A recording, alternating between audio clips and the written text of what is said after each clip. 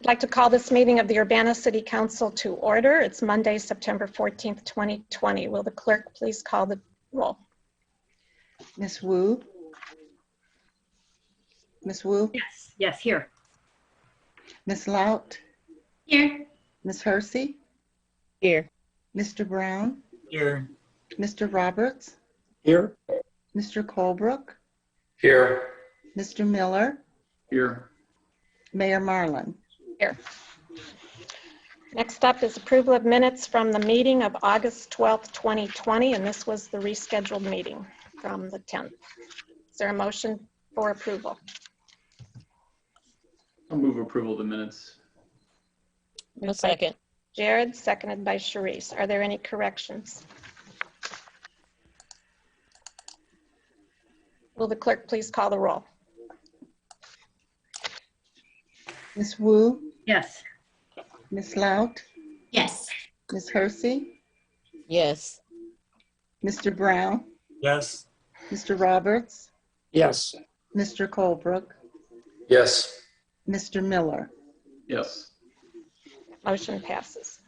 Are there any additions or deletions from the agenda? Lori Pearson. Thank you.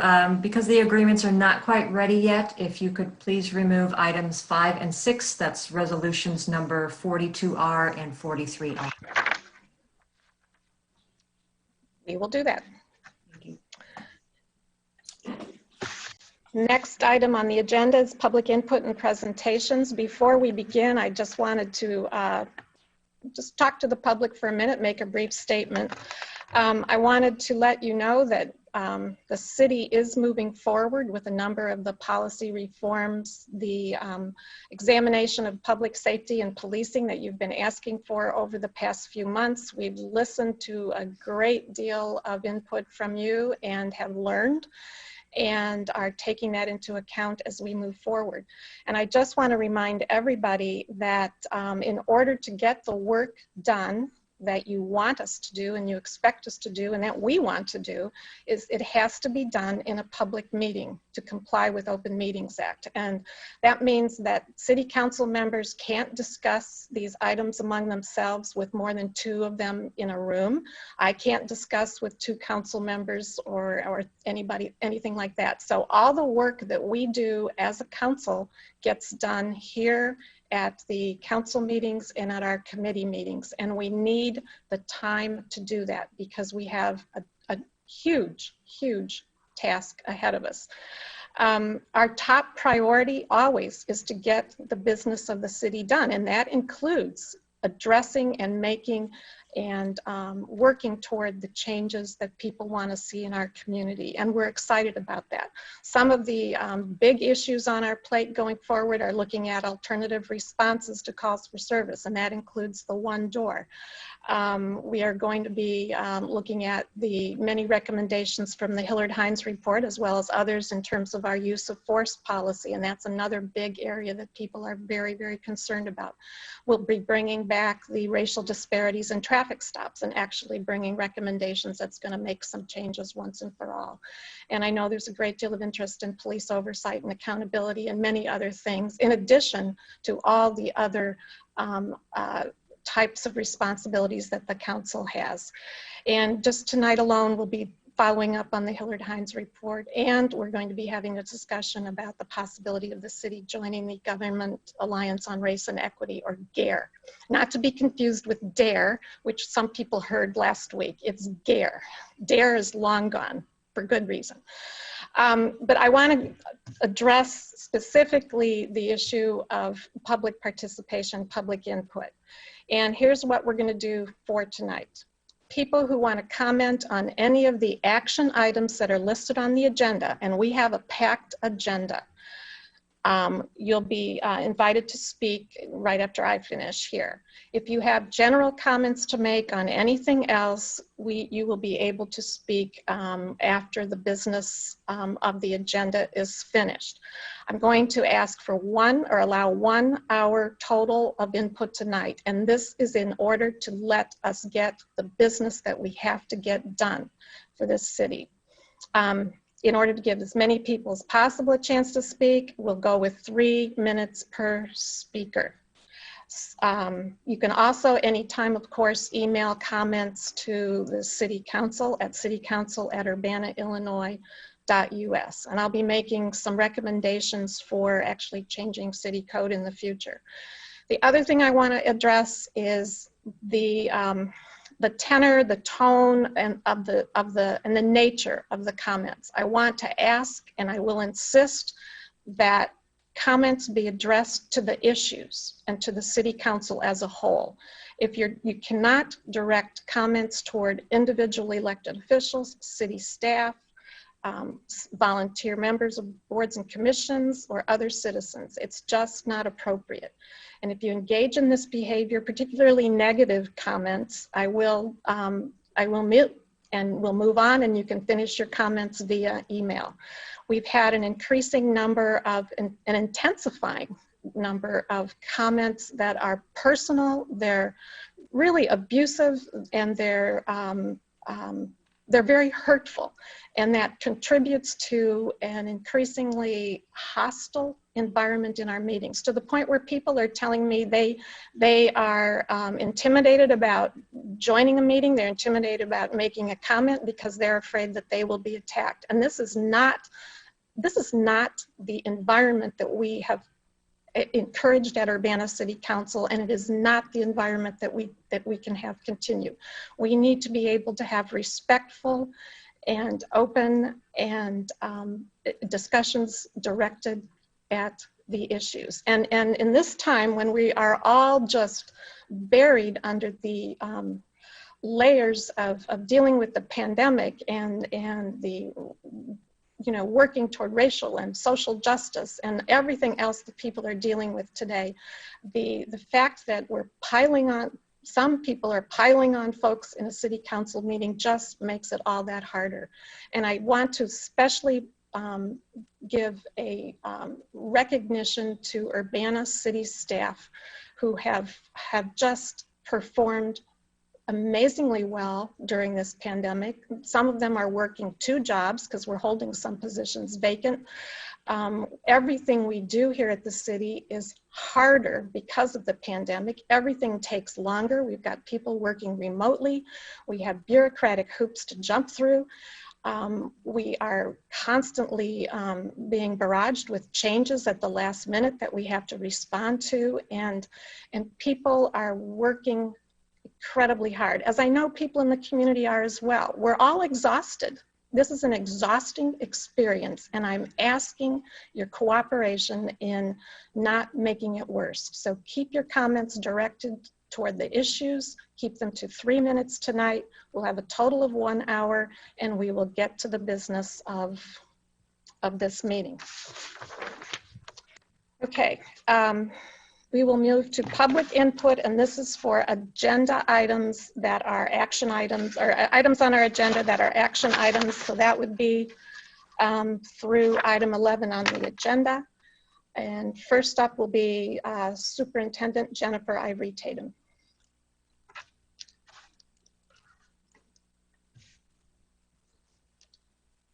Good evening, Mayor and council members. As the mayor said, my name is Jennifer Ivory Tatum, Superintendent of Urbana School District, longtime Urbana resident, and Urbana High School parent. Thank you to the council for the opportunity to share this evening on resolution number 11. I know you have been following the board level conversations around budget costs for the SROs, but I would also like to provide perspective from an administrative viewpoint. My administrative team here at Central Office and the administrative teams at both the middle and high schools look forward to the opportunity to continue the teamwork started these last few months with our SROs to model effective, positive relationships with the police. Over the next 2 years of our agreement, we are committed as administrators to staying the course and providing training and professional development in a multi-tiered system of support, sharing our equity work, restorative practices, SEL strategies, and trauma sensitivity to help grow the capacity of our SROs in more than just their role as law enforcement officers. We agreed to a performance review after this next year to ensure we're still moving in the right direction with our model. This will be a little harder for us to accomplish with our students learning remotely, but we are committed to making this happen. We realize with Officer Burnett and Officer Robinson on our teams, we have an opportunity to build an exemplary model that not only represents and supports our students, but can be looked upon with very high regard in the community and nationwide. It is going to take a communal effort to assist with the task of providing the education, support, safety, and empowerment needed for our students. But given the opportunity, we know we can do this together. We recognize that education does not reside solely within our school buildings, which is why I'm here sharing this evening. The goal of education must extend beyond our school walls to the hearts and minds of individuals to affect change. As we work to educate and support those within our district and in our community on the importance of building positive relationships, we can start to ensure effective outcomes when we see all of our students as precious entities who must be valued and cared for, while at the same time maintaining a safe and structured learning environment. Our approach is not to be tactical or punitive, but instead relational. We are confident the student relationships fostered with Officer Burnett and Officer Robinson will ultimately extend beyond the classroom and out into the Urbana community. I want to ensure City Council that our administrators believe that SROs are an integral part of the school support teams at both Urbana Middle and Urbana High School. And as a team, we want to continue the work that we've started on behalf of all USD 116 students. Thank you for the opportunity to share this evening. Thank you, Superintendent.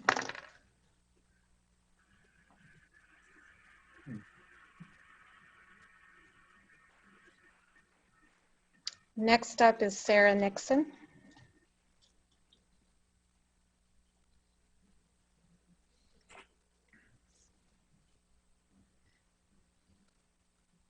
Hello, Hello? are you able to hear me? Yes. Oh. My name is Sarah Nixon. I'm a resident of Urbana, and I first would like to comment on agenda item 11, resolution regarding the future of the school resource program I'm sorry, wrong resolution. What I would like to address in my comment is GARE. I think is that resolution or discussion point number 3? That's a discussion item, which is not an action item. Did you want to comment on an action item? I see. I don't think so. Does that Okay. mean my comment goes to the end of Yes. comment? Yes. Okay. Thank you. Next up, Tracy Chong. And these, again, a reminder, these are on the action items listed on the agenda.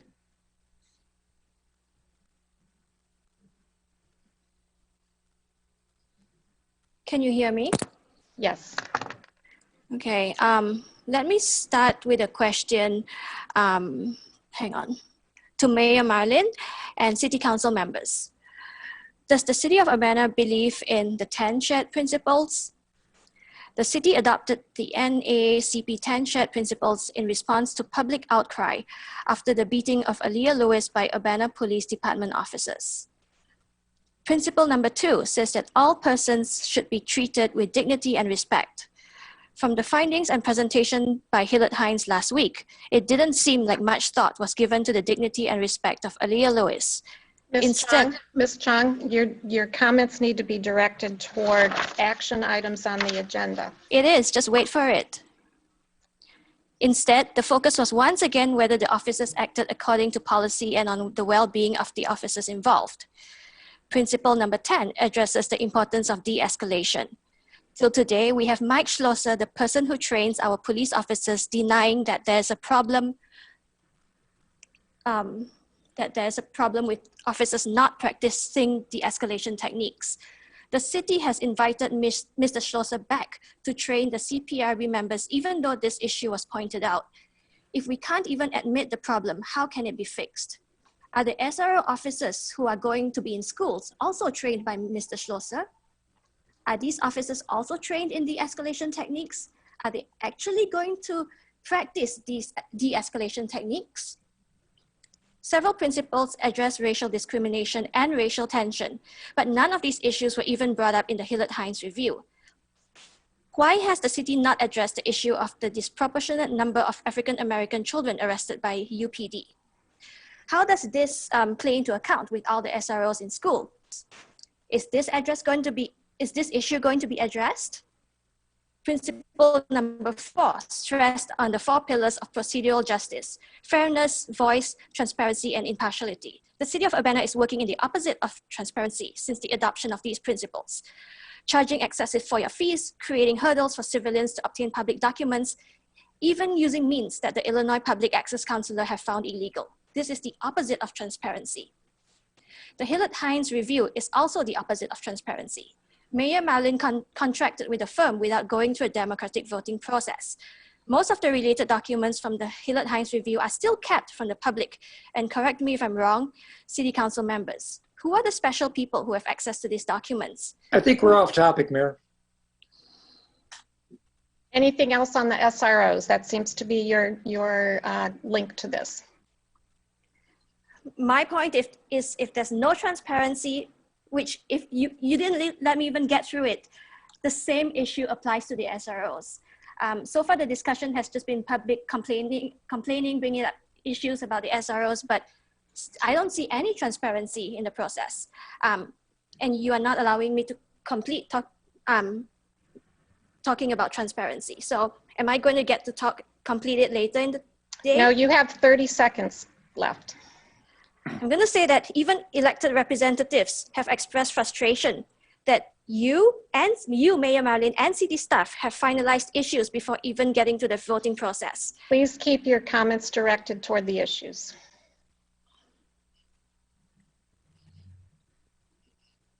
Well, I guess you're censoring the public now. Okay, next person is Amina Payne. Again, address the action items on the agenda at this point in the meeting. Thank you. Hi, I'm addressing resolution number 11. Am I being heard clearly? Yes. Okay. Trauma-informed practices are practices that involve recognizing, understanding, and properly responding to the effects of trauma. The term complex trauma describes exposure to multiple traumatic events, often of interpersonal nature, and are wide-ranging long-term impacts of this exposure. Simple trauma refers to one traumatic event, like an assault. As an educator, trauma-informed education practices and approaches are something that I build into my repertoire when I'm working with my cohort, which is adult learners, who are from varied cultural backgrounds. So it's heartbreaking to hear a plethora of microaggressions stemming from Urbana's leadership. And many of us in the community feel that Urbana shouldn't conduct themselves in this way, and it shouldn't be normalized or accepted. Again, this is coming from Urbana's leadership, right? So SROs are not effective in improving school safety, discipline, or climate. They don't improve school safety or reduce school violence, and there is no clear evidence that the use of school resource officers in schools is effective in preventing school violence. A review of 40 years of evaluations of school policing showed no positive impact on school safety outcomes, right? SROs have been part of Urbana for nearly 30 years. Now, the presence of SROs does lead to more expulsions and suspensions. Well, maybe not expulsions, because Urbana, sends kids to Ready. They don't have to count expulsions. But this impacts Black students at high rates. And studies show that schools with SROs rely more heavily on exclusionary discipline. This is true at Urbana. The data shows that in the 2019-2020 school year, 70% of total suspensions were out-of-school suspensions. And over half of those suspended, both in school and out of school, were Black kids. These are punitive discipline measures disproportionately targeting Black youth, often for subjective reasons like perceived disobedience or defiance. We recently had a presentation by Chief Seraphin, And it also showed that arrests stemming from the community were nearly 85% Black youth. Police encounters trigger fear, stress, trauma, and anxiety for Black and brown youth, and this harms mental health and it erodes educational performance. So what works? Relationship building, mental health services, restorative approaches, social and emotional development. And it should be glaringly obvious why this is a community-wide issue and not isolated to the schools. Stop being afraid of white flight or the perception of economic development. Any transformative leader should understand that investing in their people is vital for happy and thriving communities. Take care. Thanks for the time.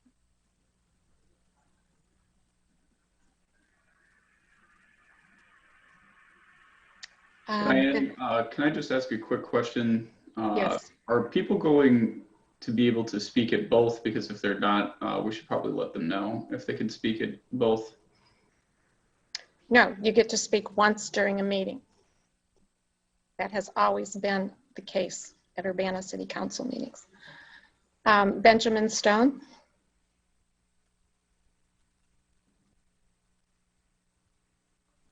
Oh, okay. Is this me? All right. My It's you. name is Benjamin Stone. I live in Urbana, Illinois. I use they, them pronouns. Thank you, council members, for letting me speak on this agenda item. Quick question. Mayor Marlin, I really hope you checked with the city lawyer before deciding you're going to cut off public input and decide the terms by which I am allowed to exercise my constitutional right to free speech. Because if you cut me off, I assure you, you basically can expect a complaint from me, and it will be properly processed. This is offensive that you're trying to cut us off. Now I'm going to go to my original letter I had, and if you cut me off, that's your decision, Mayor Marlin. Because I am a member of the Community Resilience Cooperative, and we recently received a response from Dennis Roberts in regards to a contact we had. Mr. Stone, are you speaking to an agenda item? Do not assume my gender. It says right there in my name, they, them. Thank you. Now, this is not about an agenda item, and you are not allowed to dictate that, Mayor Marlin. Are you? Yes, you are I am. not. Stop interrupting me. You cannot just cut us off. You've been asked to address a specific agenda item at this part of the meeting. Next up is Brian Dunn.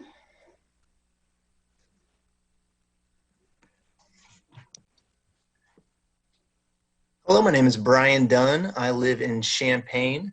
So about agenda item 11, I think that, at this point in time, if we can't make the pragmatic decision to cut ties with SROs at a time when the school population is this low, I think that it just shows that we are completely indoctrinated by this, false belief that police are, an essential part of education, which I think is very dangerous. I think that we need to be very careful about how we allocate resources to children.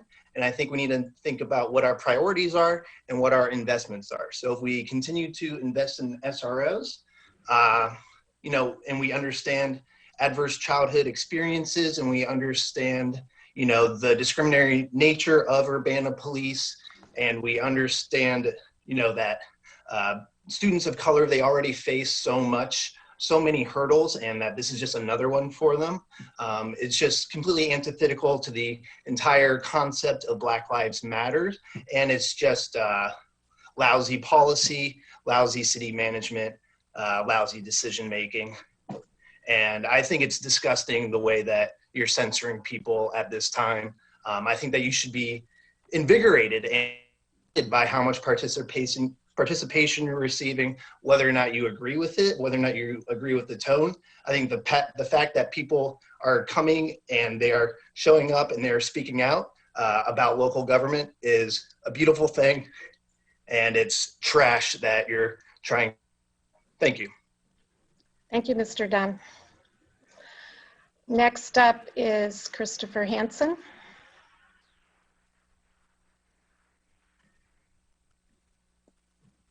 Hi, can you hear me okay? Yes. Hi, Diane, are there more than 20 persons wishing to speak tonight? We don't know yet. Mr. Hansen, you can begin. You have 3 minutes. Okay, well, the city code, the law says 5 minutes. And my second question is, did you guys vote to add an agenda item to the end of the meeting, another public input period? Did I miss that? It's going, we've always had the option of distributing public input. The presiding officer has that option. So if you want to speak to an agenda item, please do so. Okay, I'm definitely going to speak to an agenda item, so I'll speak now. Okay. Okay, so can you reset the timer, please? No, you've got 2 minutes and 28 seconds left. I've got 5 minutes, actually. Okay, so my name is Christopher Hansen. I've lived in Urbana for 18 years. If you'll recall, when I addressed the council regarding the Ward 2 appointment, I described to the council that there exists a nasty feedback mechanism between the public and the city. And it exists because we're not having honest conversations. City staff and elected officials frequently choose to lie about contentious issues. Mr. Hansen, please address the issue. Yeah, I'm getting personal attacks on people. I haven't mentioned anyone's name. Frequently choose to lie about contentious issues or just ignore the issues instead of acknowledging and correcting misconduct. We've seen this repeatedly in regards to the Freedom of Information Act and repeatedly in regards to the Alea Lewis arrest. So when you have dishonest conversations, rather than acknowledging and correcting the misconduct, the result is that you aggravate the public, who are actually much smarter than you give them credit for. So the public comes back every meeting more upset than the last, and we do this over and over. So now the mayor is making content-based speech restrictions at public meetings, and she thinks this is going to make things better, but it's actually going to backfire, and the city's relationship with the public is going to become much worse. So it is really the mayor and the staff that are making things worse because they refuse to recognize misconduct and they refuse to take responsibility for their actions. And just so we're clear what we're talking about here, for the past few months, we've had city staff flagrantly violating public records laws. They're making criminals of themselves. Mr. Hansen, what is your agenda item? I'm getting there. SROs. They're making criminals of themselves in an effort to be vindictive, and the mayor cheers them on and scolds the public for pointing out the misconduct. And regarding the SRO situation, I want to remind everyone that when the city council voted on this, the mayor told us how unlikely it is that a police officer would ever remove their gun from their holster. And we've seen recently that they take their guns out pretty readily. So, and they don't know how to handle their guns safely. So something went wrong with that conversation, and we ended up with, police officers with guns in our schools. And I know you're going to talk about GARE and the 10, like this is going to be the same as the 10 shared principles, where you're going to pass this flowery language and it's not going to have any meaning and no one's going to follow it, because I mean, even the 10 shared principles mentions transparency twice, but then Urbana just started violating all the public records laws. So I don't see any meaning in any of this. I think you probably shouldn't vote for this GARE thing, because I think it probably actually destroys the conversation going forward, because you get the feeling that you've done something. Thank you, Mr. Hansen. Your time is up. Grace Wilkin. Yes, can you hear me? Yes, and please address the agenda item or items that you wish to speak about. Yes, my name is Grace Wilkin. I'm an Urbana resident. I've lived in Champaign-Urbana for about 20 years off and on. And I am talking about item number 11, the resolution about SROs in Urbana schools.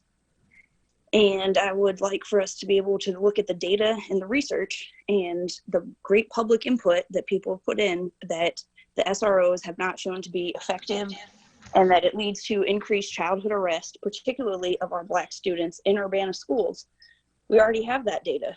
I understand that the Urbana school is afraid because of past fights, and they need to examine the issue and not demonize and criminalize their own students. Decisions made out of a fear reaction are not what we need to lead our community. And how can an SRO get paid $130,000 a year when teachers and social workers make so much less, and the officers are not needed while the schools are online? Why not at least reduce their salary during the pandemic? I encourage you to pass the resolution that allows the school district and community to make their own decision about the SROs and not being locked into this contract with fear of repercussions from the city. On all the other action items as well, I encourage you to please think about what you've heard from the public and make decisions that are in the best interest of the most vulnerable in our community. And if you're not concerned about having enough times in meetings, why not hold special meetings, as Jared has suggested, as someone has suggested, and allow for extra time for public input? That's all. Thank you. Thank you.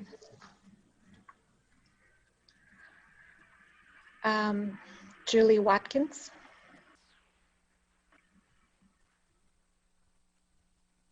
Mute. Hello, can you hear me? Yes. My name is Julie Watkins. I am an Urbana resident. I agree with other previous comment about the SROs.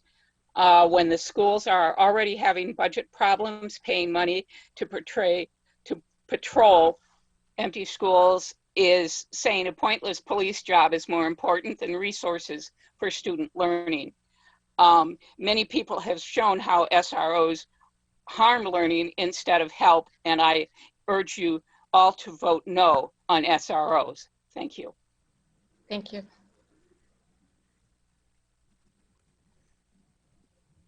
Does anyone wish to address the council on a specific agenda item who hasn't spoken yet? Okay, we will move on to the unfinished business. There is none. Diane, can I ask a question quickly? Yes.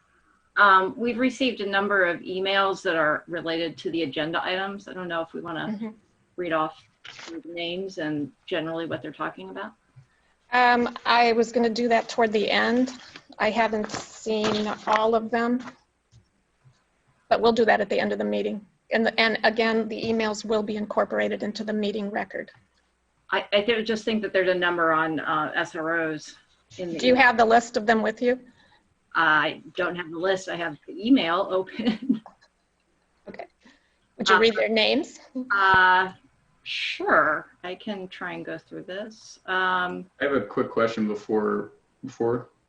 Are we or are we not incorporating emails that are received after 4 p.m. into the public record as we were stating in our rules? Well, we had that, although in past meetings, emails received after 4 o'clock have been, so we can do that, I think.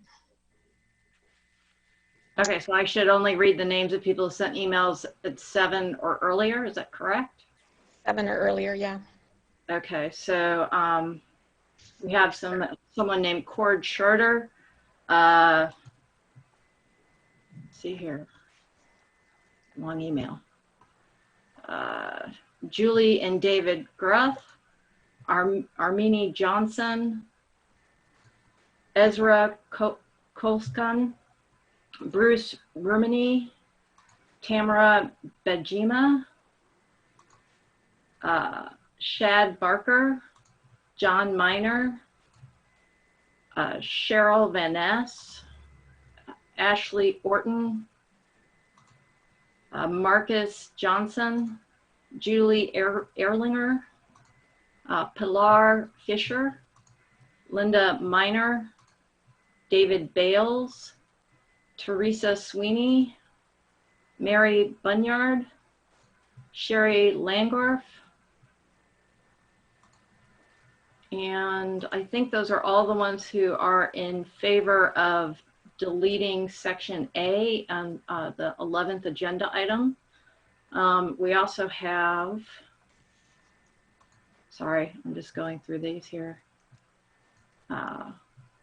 We have Sarah Nixon, who wanted to talk about freedom of speech threatened at City Hall. Sorry, that's not on this one here. And Amina Payne already spoke.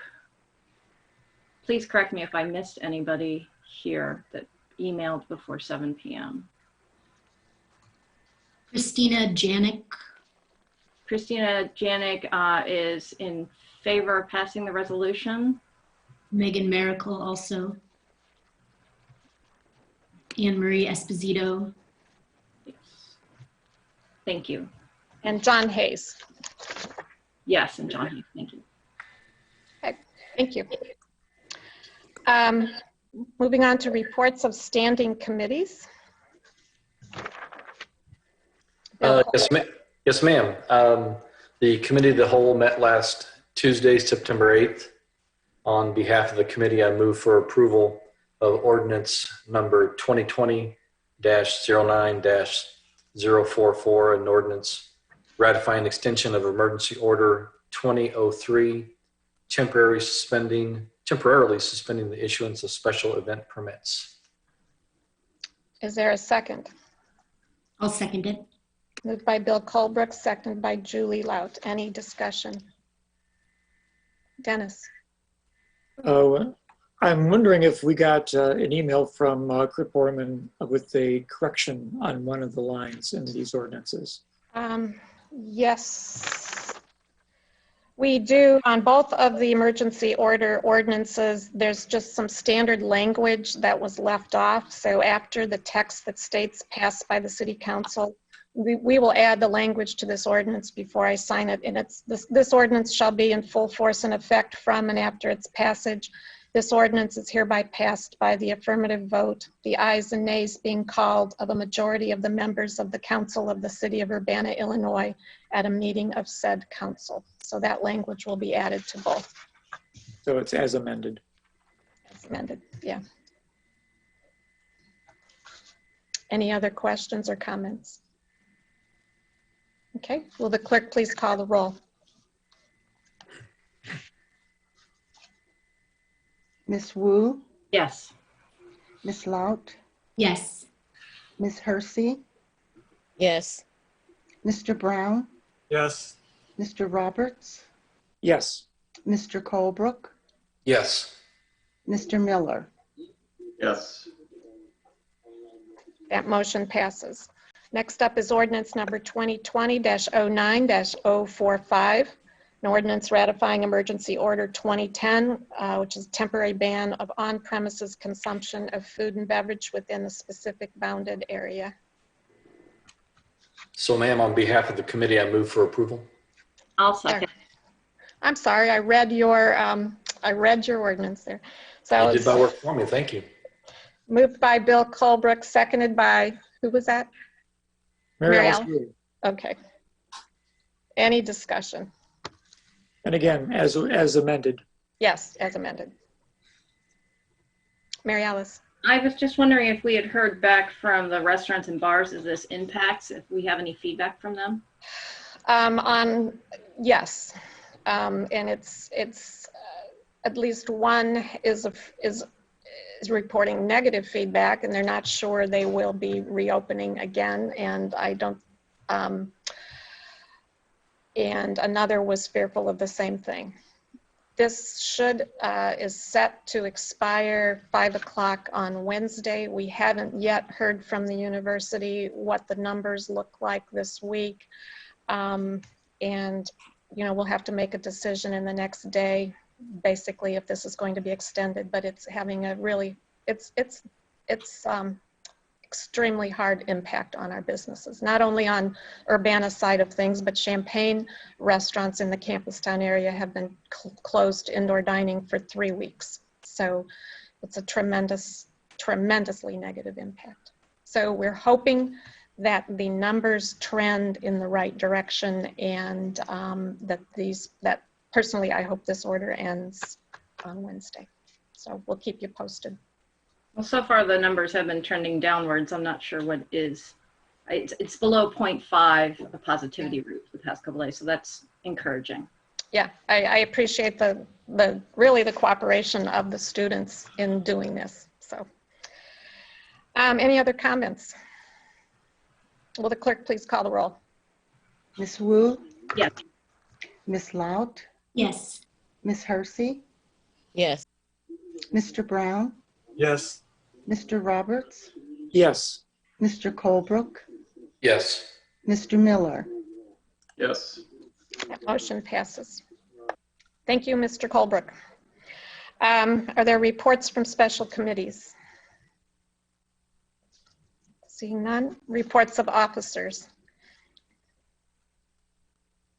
I did want to mention that Assistant City Attorney Kurt Borman is present tonight representing the legal department. All right, new business. We have a number of resolutions related to accepting funds from various sources, and many of these are related to COVID relief. So we'll get started. I believe Lori Pearson and Sheila Dodd, or Alyssa JJ. I think Sheila's probably starting it off. Okay, Thank you. So the first item is a resolution accepting the local coronavirus urgent remediation emergency support, and that is CURES funding that's coming through the state of Illinois.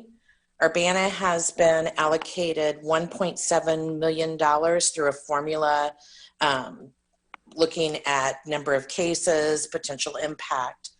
This funding is supposed to be used for the city itself to offset any impact of COVID. So the expense has to be connected to the COVID emergency. It has to be necessary. It cannot fill a shortfall in government revenues. And it's for expenses not funded through another budgeted line item as of March 27th, 2020, which is when the emergency order was put into place. We have to sign the agreement and return it by October 1st, and then we can start getting reimbursed for some of our line items. Some of the things that we are looking at getting reimbursed for are computers so staff can work remotely, or software to allow us to have secure access, so those type of things. Are there technical questions for Sheila? Can we get Mary Alice? Do we have any estimate in terms of how much we've spent on these items? I'm guesstimating, Mary Alice, about 500,000. Okay. It's going to be really difficult for us to spend the 1.7 million. We have until November 1st to do a draw of the expenses we've incurred so far, and then we have until December 30th to continue to spend any money. And then November 1st date, the state of Illinois will look at our expenses and our draws and determine if we're not going to be able to use it, they will pull the funds and reallocate it to another community. Okay. So there's just a very tight, short turnaround time on this particular grant. But just to be clear, this is for city expenses. Yes, yes. Yep. Any other questions? Could we get a motion? I'll move resolution number 2020-0903-8R, resolution accepting the local COVID urgent remediation emergency care called CURE program in Illinois. Okay. Is there a second? I'll make the second.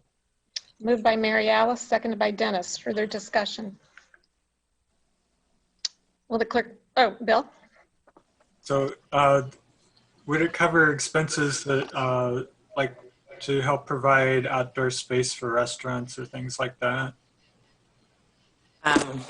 No, it will not. It's really just for what the city has expended. Our small business grants have helped with some of those other expenses that came from a different funding source.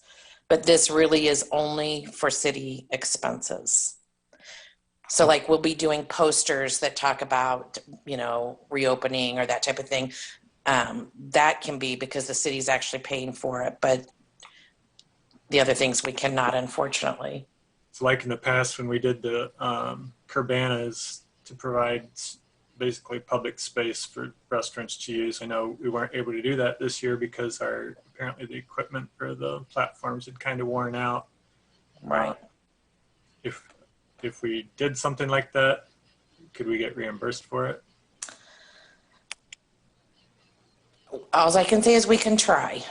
It's very tight and limited funding, and they're very specific on what is allowed. So some of the allowable expenses are public health expenses, such as expenses for communication and enforcement by local governments of public health orders, expenses for actions taken to facilitate compliance. So maybe like the toilets that automatically flush and we're not touching them, or hand wash stations, or those type of things that we've made changes in the city building to keep the employees safe. Those could be, but the kind of the test you have to ask yourself, is it a reasonable, necessary expense of a local government to respond to the public health emergency? So it's really more focused on the city, not necessarily the community, unfortunately. Okay, thanks. Dennis. So in the past, when this all began, the city did a considerable amount of purchases of laptops, used laptops and others, to supply to staff so they could work safely from home. Are those purchases covered? They were done earlier, and is there a timeline from which the expenses can be recompensed? Yeah, anything purchased after March 27th to respond to the pandemic. And that's a great example, Dennis. That definitely would be something, because staff was, for the safety of staff, we are working remotely. And so that would be an eligible expense. Yeah. And that was an expensive expense, I have a feeling. So good. Okay. Any further discussion? Will the clerk please call the roll?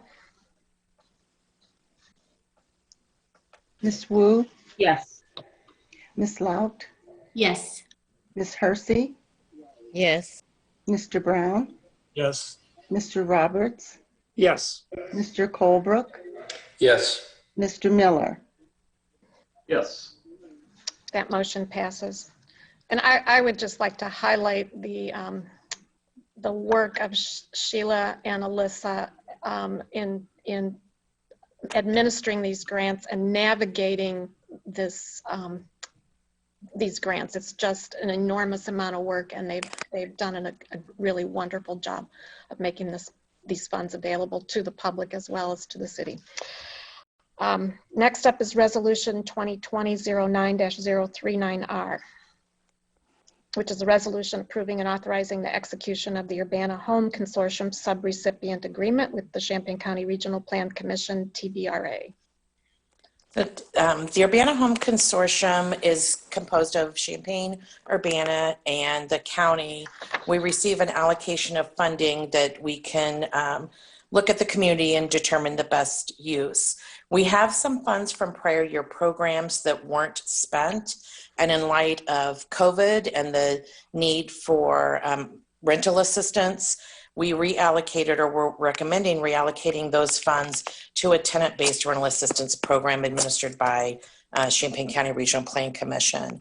They have the staffing that they're able to manage the program, and they've done this for many, many years. So rental assistance can be provided up to 2 years for eligible tenants, and it will help, those that are in desperate need right now.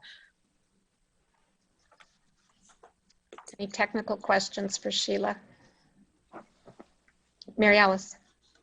So Sheila, can you speak, and we've heard a lot that the eviction moratorium is happening, but there's of course a lot of people whose bills are kind of piling up. How does that interface with this particular grant? One of the ways that we are partnering it is the first round of COVID funding that the city received that we put out for rent assistance. That assistance I could only do for 3 months. Well, as we see, the pandemic's going on much longer than that. So we can refer those same clients to this so they can continue getting assistance through another pot of money. So it'll just help expand the amount of assistance that's available. So what I'm hearing you say is even if people don't have an eviction notice, but they're unable to pay their rent due to COVID, they are eligible for this program? Yes, yep. And we've really marketed it towards the landlords in the community. And so the one that is being used with the CDBG funds, we have had over 30 applications, and the landlords are really helping the tenants kind of navigate the process and are working really closely with staff. And then we're letting them know about this additional pot and have set up procedures where we can refer people once that 3 months of assistance is ended with us to go to this other program. Thank you. Thank you for all the hard work you've been doing with trying to address this unmet need. We really appreciate it, Sheila. Well, thank you. Any other questions on this program or this resolution? Is there a motion? I guess I'll move again. I will move approval of resolution number 2020-09-039R, resolution approving and authorizing the execution of an Urbana Home Consortium sub-recipient agreement with Champaign County Regional Plan Commission for fiscal year 2020-2021. I'll second. Moved by Mary Alice, seconded by Julie. Further discussion? Will the clerk please call the roll?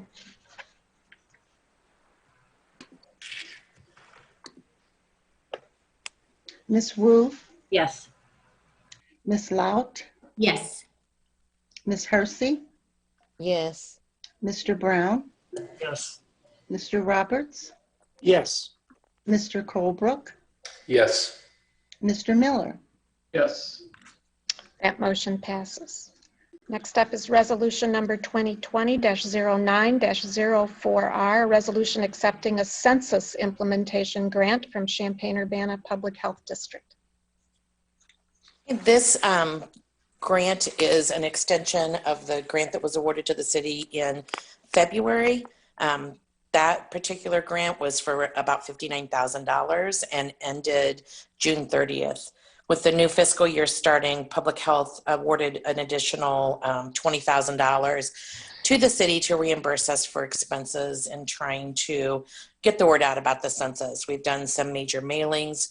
We've had staff attending events and trying to get the word out. And so this will just help us get reimbursed for that staff time. Any questions for Sheila? Could we get a motion? I'll do that. I move resolution 2020-09-040R, a resolution accepting a census implementation grant from the Champaign-Urbana Public Health District for approval. Second. Moved by Dennis. Is that Sharice? Mm-hmm. Seconded by Sharice. Further discussion? Will the Bill? I don't know how much more you can do. I'm sure, I mean, $20,000 won't cover a lot, but I saw a sign that by the COVID testing tents on campus to remind students to do the census with a QR code right there on the sign, so they could probably even do it while they were standing in line if there was a line. But I think the tricky part is, especially in the areas that we've received low counts on North Lincoln, the turnover is high, and when they answer the census now, they have to answer it as to where they were living on April 1st. I assume that's the census date. So, you might go to, 10 apartments up there, and half the students are new this year, lived someplace else last year. So it's just hard to reach people. A lot of people have graduated who aren't there anymore. So I don't know. I just thought I'd throw that out there. If you can think of any way to reach graduates that don't live here anymore, or people that lived here in April or would have lived here in April if they hadn't stopped school, and reach them and remind them to do the census, because even if they're living in California or wherever now, if they log on to do the census, it's going to ask them where they were April 1st. So if there's any way to reach, people that may have graduated, that might be one more thing to try. Sure. And city staff has worked really closely with Champaign County RPC, the Public Health, the University of Illinois, and the City of Champaign, and trying to reach all of these hard to reach populations. So it's been happening in a variety of ways, but this small grant really just focuses on city staff and city time. But we're trying to be as creative as possible to reach as many, because as you can see from these other grants, those numbers really count and will make a difference in our community. We have Sharice. I just wanted to ask, is this hopefully to cover or to reimburse for the times that people have been at Market at the Square and at various other open air public functions, and they've actually had to put their own time in? Yes, it will reimburse staff time for that. Or when we canvassed, some of the census tracts and put door hangers on doors, trying to just capture those low response rate census tracts. So it will help recover some of that. And my other question is, we've gotten, it seems on a federal level, we've gotten a lot of different messaging regarding when the count is actually going to end, because I thought I saw somewhere or read somewhere that a federal judge compelled at least the state of California to continue to count up to the 31st of October. So my question is, do we have that same type of directive here in Illinois? Have you heard anything like that? Yeah, the directive that I've heard, and it's nationally, because we can't have one state have one date and another state have a different date. But the Right. most recent deadline that I have heard is September 30th is when we're due. So we're really, trying to put the push on to get out there and get the information. Could I remind folks to mute your microphone? We're getting some background noise here. Thank you. Any other questions? Okay, will the clerk please call the roll?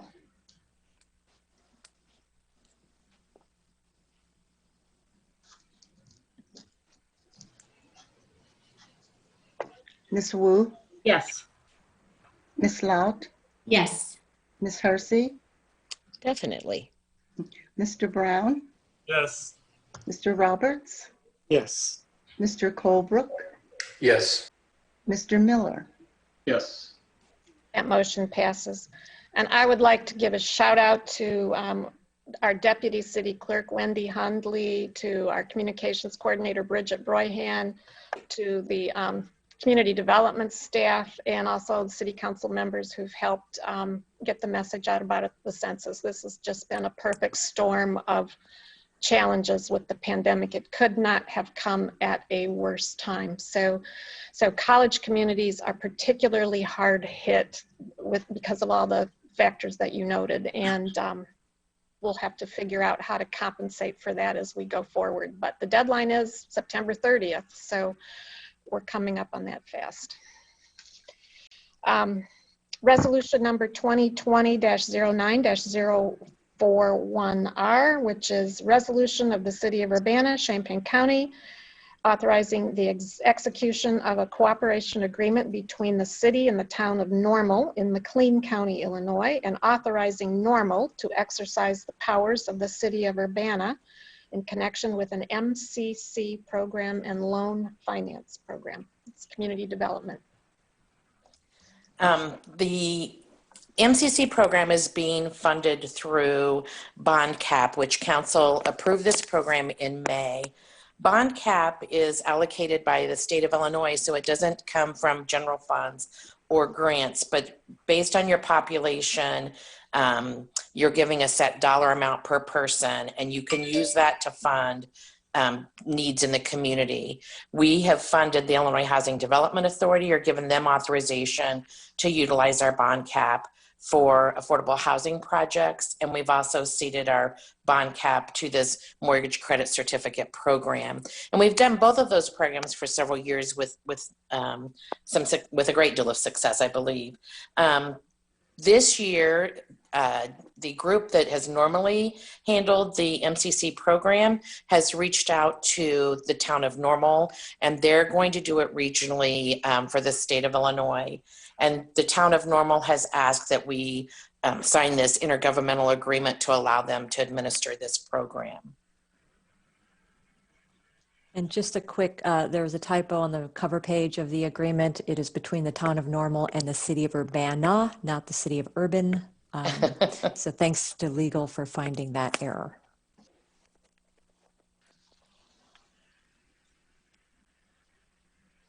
Any questions for Sheila? Mary Alice.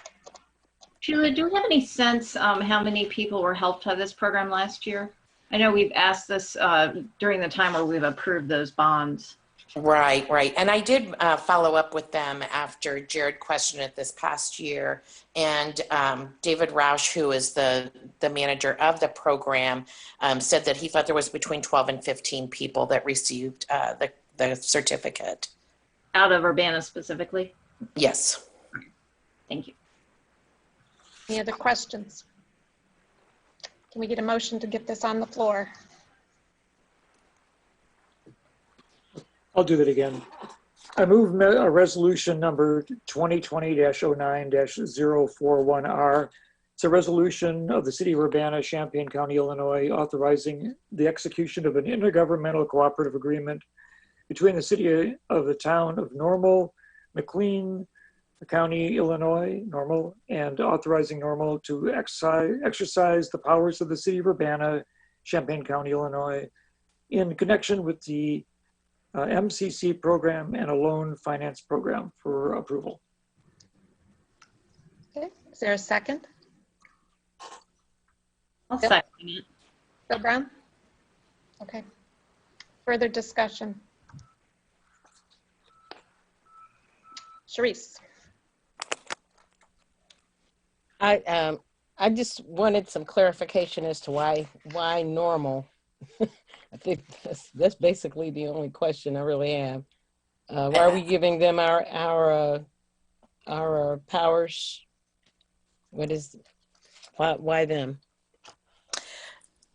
The ASSIST program has been managed by Sterling Company for several years, and they have reached out to the town of Normal to administer it this year. And I don't know the history of it, Sharice. I can reach out to David Rash and see if I can get more information on why the town of Normal is administering it rather than the Sterling Group. Or well, why not the city of Urbana? I guess. Why are we giving them our powers? Why are we not administering it ourselves? It is a staff-intensive program, and there are 2 of us right now in the grants management. So I would have to outsource it if we had to do it internally because I just don't have the capacity. It is something that's not really governed or there's no administrative costs that a town of Normal is going to get that takes away from anything that Urbana might have gotten. It really just allows them to administer the program for the entire area. And I believe with the resolution, there was a brochure that listed all of the communities that's going to be utilizing the program. And so it makes it a little easier when one person is administering a program for many communities. Okay, I don't see a brochure, but okay. Okay, if you didn't get it, I can email it to you. No, that's okay. No, that's why I'm asking the question. You just answered my question. I appreciate it. Thank you. Further discussion? Dennis? Yeah, and it's not really the first time that the City of Urbana has partnered with other partners in doing grant management. We can't do everything ourselves, so we share that burden with other people. And you know, we're doing this partnership with a lot of communities, and so if one of them will just take on the responsibility of do the administration, we're all happy for that. It relieves our staff from the burden of doing all the management work. Okay, thank you. All right, will the clerk please call the roll? Ms. Wu? Yes. Ms. Lout? Yes. Ms. Hersey? Yes. Mr. Brown? Yes. Mr. Roberts? Yes. Mr. Colebrook? Yes. Mr. Miller? Yes. That motion passes. Per the direction earlier, we will remove items 5 and 6 from the agenda. So we're at number 7, which is approval of Consolidated Social Service Fund for the fiscal year 2021 allocations. Alyssa. So on August 24th, I presented our funding recommendations for 17 programs. Danielle had spoke earlier tonight about the programs the township is going to fund. So I'm bringing the city funding programs to you. A note to the spreadsheet that was attached is that we will not be funding Channing Murray, and that will be taken over by the township. So that leaves us with 8 programs by the city. Chris will be receiving $15,000, Crisis Nursery $10,000, Don Moyer $8,000, Eastern Illinois Food Bank $7,500, Family Service Home Care $6,000, Family Service Meals on Wheels $5,500, and that will also be funded by the Community Development Block Grant Program, and I will speak on that as the next agenda item. And then the Regional Planning Commission Youth Assessment Center will receive $10,000 and RACES $5,000. Any questions for Alyssa? Okay, can we get a motion, please?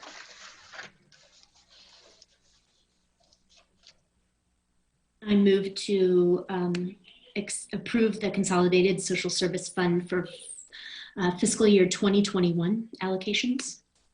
Is there a second? Yeah, I'll second it. Moved by Julie, seconded by Bill Colbrook. Further discussion? Sharice, and then Bill. There were just a couple of services, and it's probably kind of late to say anything. A couple of services that I was wondering why they weren't considered, and one is First Followers, and I know that they work out of a church, and I was also wondering about the and I imagine it's probably because it's under Urbana Park District STEAM after school at Canaan Academy. Curious, this is Sheila. I can speak to the First Followers. Okay. We are working really closely with them for access to the home funding versus this pot of money because it will allow them to get capacity building dollars and really help them grow their program. So it wasn't that they didn't have a good program, it was that there's a better pot of money. When you have such a small amount to spread out to a lot of agencies, we tried to look at the best pot for the agency. Okay, thank you. Because I know that they work with people coming out of prison and trying to help them reacclimate into the community and so on and so forth. So I thought, they have a wonderful program. Yeah, a wonderful program. And for Canaan, is that because it's coming out of the school district or because it works with the school district? I mean, not school district, or park district? That one is because of the park district, yes. Okay. So they're being funded from the park through the park district? Alyssa? Yes, that's correct. Yes. Okay. Thank you. Any further discussion? Okay. Will the clerk, oh, Bill, sorry. I just wondered if we needed to specify in our motion that the $8,000 to Channing Murray, we're leaving that out, right? Because that's being done by the township. Correct. Yes, I would, yeah. So accept the recommendations without the 8,000 for Channing Murray. Okay. Would you like to restate that in your motion, Julie? Sure. So I move that we approve the Consolidated Social Service Fund for the fiscal year 2021 allocations minus the $8,000 to the Channing Murray Foundation. Does that work, Alyssa? Yes. Okay, and is Bill Colbrook, is that all right as a seconder? Okay. Yes, I will second it. Great. All right. Can the clerk please call the roll? Ms. Wu? Yes. Ms. Lout? Ms. Lout? Yes, yes. It's on a different Ms. page. Hersey? Yes. Mr. Brown? Yes. Mr. Roberts? Yes. Mr. Colebrook? Yes. Mr. Miller? Yes. That motion passes. Next up is resolution number 2020-09-044R, resolution approving City of Urbana Community Development Block Grant Agreement, which is the Family Service Project. Is this Alyssa? So every year the city receives an allocation of community development block grant funds. And part of that requirement to administer those funds is that we have to put out an annual report. So in our annual action plan, we've already set aside $5,000 for Consolidated Social Service Fund. And in previous meetings, we've discussed the budget for the program with council. So basically our recommendation is to fund Family Service Meals on Wheels program with this $5,000. Their total grants agreement would be $5,500. So the remaining $500 would come from city general funds. And attached would be the resolution and the grant agreement. Any technical questions for Alyssa on this one? Mary Alice. So Alyssa and Sheila, I know we've talked about Meals on Wheels quite a bit in the Social Services Committee. Is this going to have, is it just money that is going to be given to Meals on Wheels, or is this going to include a decrease in the payment that an Urbana resident would need to pay? This would be a decrease in payments so that it is a benefit to Urbana residents. Okay. Thanks. Any other questions? Sharice. Yeah. Okay. So looking at this resolution and the one that we just passed, because it says that Family Service Meals on Wheels, $5,500 recommended, but that's going to be CBDG money. It's not going to be the Consolidated Social Service Fund, correct? 500 of it will be from city funds, but both items are from like the budget for the program in general. So our CSSF has 3 pots of money. So township, community development block grants, and city general funds. Okay. Any other questions? Is there a motion? Let me just make a comment. Can we get a motion on the floor first, Dennis? Sure. Would you like to move? Yeah, I'll do that then. Okay. I move resolution 2020-09-004, a resolution approving City of Urbana Community Development Block Grant Agreement, Family Service Project 2021 CSP for approval. Okay. I'll second it. Moved by Dennis, seconded by Bill Colbrook. And now your comment, Dennis. Yeah, I just want to say that it wasn't in this state, but I enrolled my mom in the Meals on Wheels program, and it served her warm meals once a day for about 3 years before she passed away. And it was a vital event in her life to keep her going, to keep her well fed while we were not present at the house. And it was a wonderful experience for her because she would wait for that person to come at 10:45 every day. It was a way that that individual checked on her health and that fact that she was in good shape.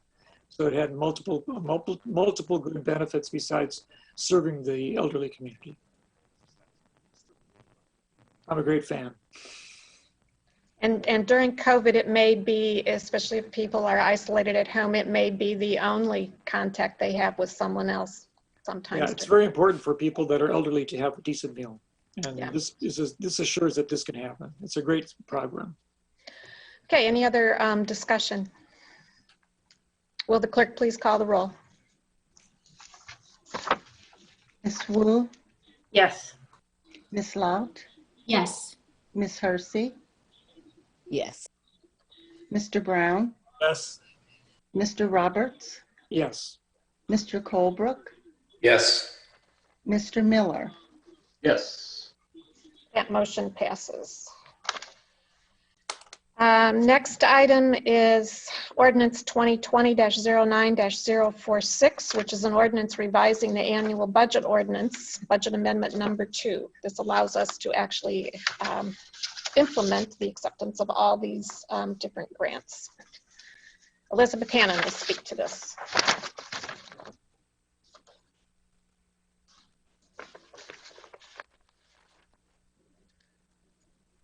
If you're muted, Elizabeth.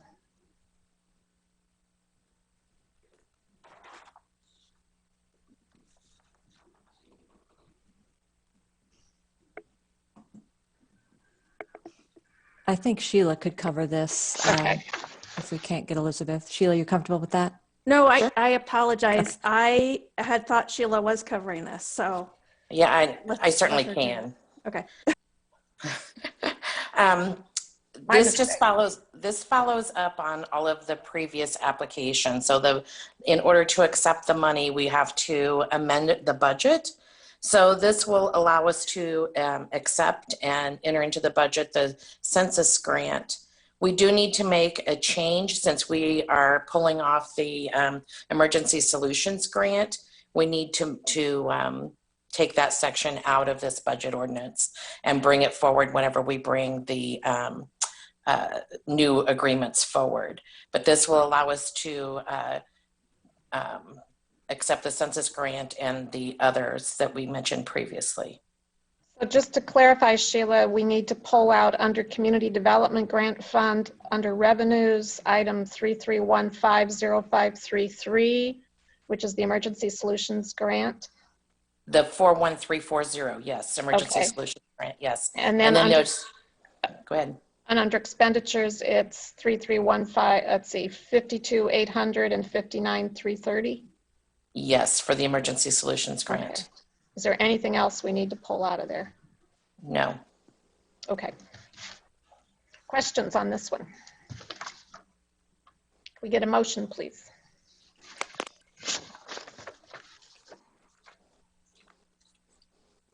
All right, I'll do it again.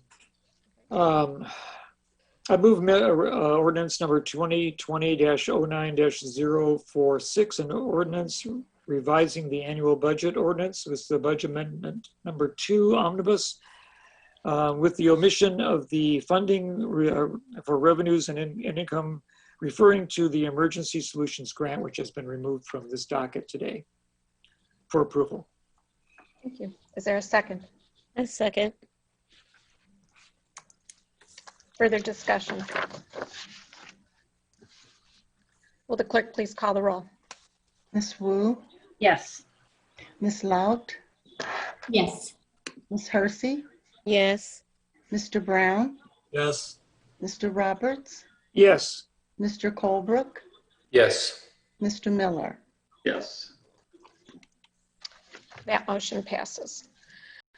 Last action item on the agenda is resolution number 2020-09-05R, resolution regarding the future of the school resource officer program, intergovernmental agreement with Urbana School District 116.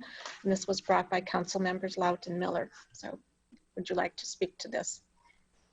Sure, I'll bring it forward. This was a resolution in response to a call from the community to acknowledge that the city of Urbana would not essentially get in the legal way of the school districts, so the school district vote to end the SRO program.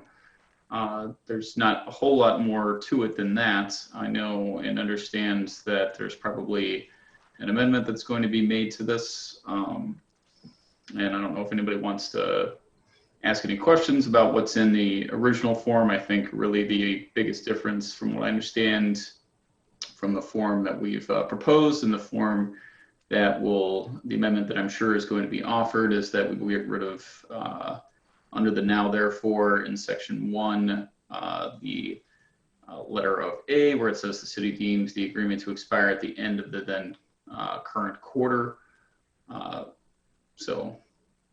I don't know if there's any questions from other council members for this version of it, or if if I should just put forward a motion to get it on the floor, and if amendments are going to be made, they can be made, and we can discuss those things. I'm going to ask if council member Laut had any comment first, and then sure we'll entertain a motion. I didn't have anything additional to add. Okay. Any questions? In that case, I will. Oh, I'm sorry. Didn't want to have any questions for me before. I guess it all goes into council discussion anyway. So. Okay. I'll go ahead and make the motion that. Pull my agenda back up. That we pass resolution number 2020-09-045R, resolution regarding the future of the school resource program intergovernmental agreement with Urbana School District 116. I'll second it. Is there discussion? Bill Brown. Yeah, I have an amendment. So yeah, it would remove the part A of section 1 and combine it all into one sentence. So section 1 would read, in the event that the school district wishes to terminate, suspend, or amend, I added or amend, the school resource officer program intergovernmental agreement, then at such time the city will work with the school district to develop a financial exit strategy that's mutually acceptable to both parties. And then I also added or amend under the second whereas, agreements may be ended or amended by affirmation of all participating bodies. I think the main purpose was we wanted to just communicate to the school board that we want to be flexible. If they decide the changes are needed, we're willing to be flexible and work with them on changing the agreement. We aren't going to try to sue them for the full 2 years worth. If they decide to terminate, if they want to terminate it early, we're willing to work with them. So the only other thing I would add to the amendment that I didn't, when I sent out the version earlier, I said I was going to offer the amendment. I noticed later that the officer is missing. It's actually regarding the future of the school resource officer program. That's how the original agreement was titled. So instead of school resource program in 3 places, it should say school resource officer program. So I'll move to amend the resolution with those changes. And I'll second that amendment. It's moved by Bill, seconded by Mary Alice. Discussion on that amendment. Julie, please unmute. Oh, I was just going to say Bill Holbrook had his hand up first. If you sorry. Go ahead, Bill. I guess just in general, just my comments for both the original resolution and then the amended one. I just think both of these are extremely untimely and unneeded at the moment. We've spoken in the past about how the relationship between the City Council, City of Urbana, and the school district is one of cooperation, not an adversarial one. We know that the school district is actively working on the school resource officer issue. And I just want to reiterate, I think it's our job just to let the Urbana School District do their job, do their due diligence, and for us at the moment to keep out of it. I know that other council members have opinions that that we should be giving guidance, but I think this appears to be heavy-handed. I think this appears to be, at least from my perspective, too much government intervention by us at the moment. And in addition, I think tonight we've seen an outpouring of support for the SROs, not only to take the clause A out of the original resolution, but just in general support for the SROs. And I don't think that we should be voting on either one of these, quite frankly. I think we would have been more wise to defer or table any resolution either today or what's offered today into something that could be thought out a little bit more and done at a time where we're not getting in the way of the school district. Other comments? Julie. Yeah, thank you, Bill. I appreciate your comments on that. I wanted to say that I was responding to a certain degree of communication that I received, not today as part of the City Council public comments, but from other people concerned about the discussions as the school board was moving forward with making decisions that urgently need to be made regarding their budget, which we know we will be coming into these same decisions and having to make some changes to our budget, and that there was concern about the budgetary impact that the possibility of continuing the contract would be. And this would be a way for us to signal our sort of solidarity with the school board in terms of supporting them in working collaboratively with them if they were to decide to change, amend, whatever. So I do support the proposed amendment to the resolution that Bill proposed and Mary Alice supported, because I feel like it still fills the intent behind bringing the resolution from my perspective. Any other comments? Dennis and then Jared.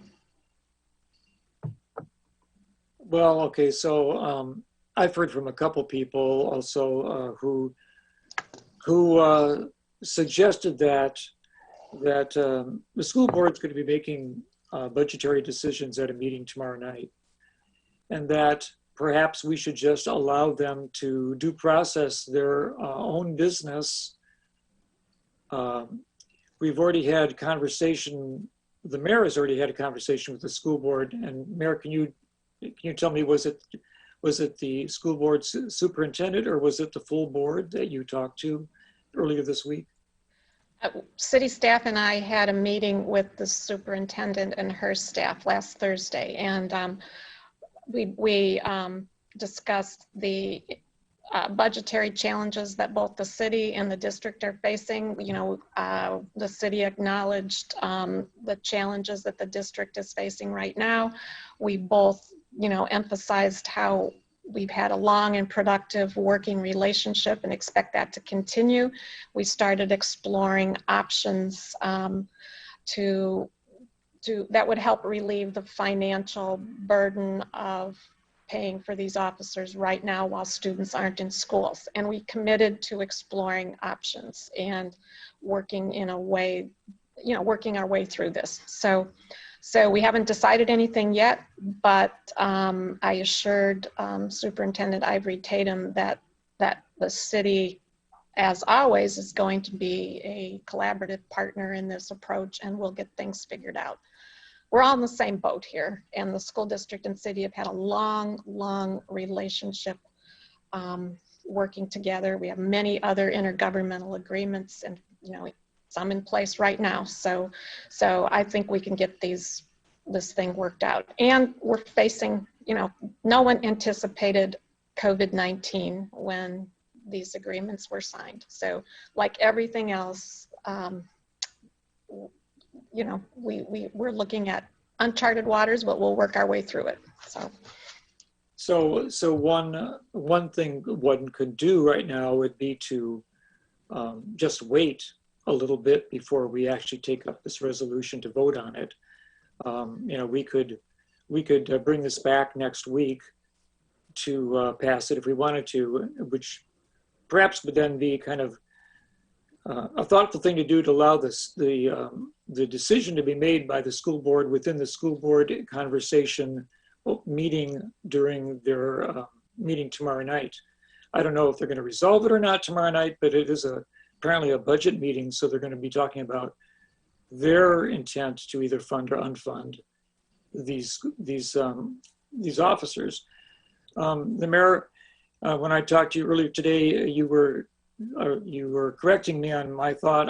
My impression was that these officers being part of our police force would then be reassigned to duties within the police department. Would you comment upon whether that's a correct understanding of what would happen? Sure. Well, if you remember, these were two positions added to our authorized staffing level for the city. So if the most, you know, one extreme, if these officers were removed from the schools, we wouldn't automatically be able to, we would not automatically absorb those two positions back into the city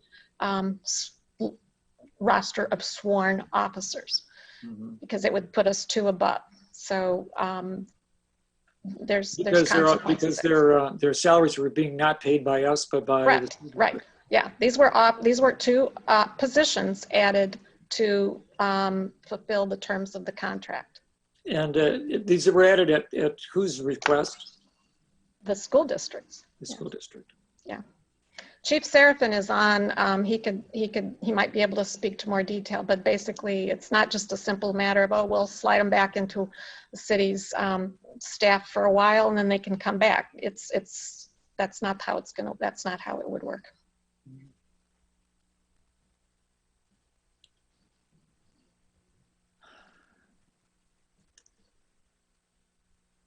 So I don't know, Brian, you're here now, so I guess you were going to maybe clarify whether the two resource officers would be absorbed back into the city's police department with different duties.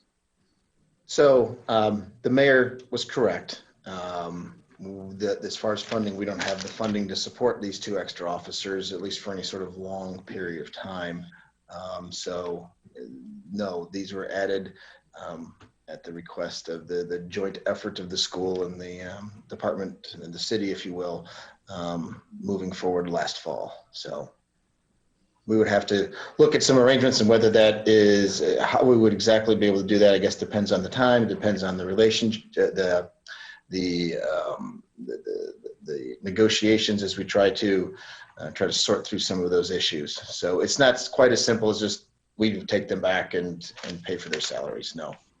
And does the city or the school cover not only their income but their benefits? So and I see Elizabeth Hannon is still hanging around, so I might ask her to help me with this. So I hear this quite a bit. You'll hear that, well, these officers are making this ridiculous sum of money. The officers, when we developed this, were I think costed out at about a 10-year veteran officer, and I think that's in the neighborhood of $74,000 or $75,000.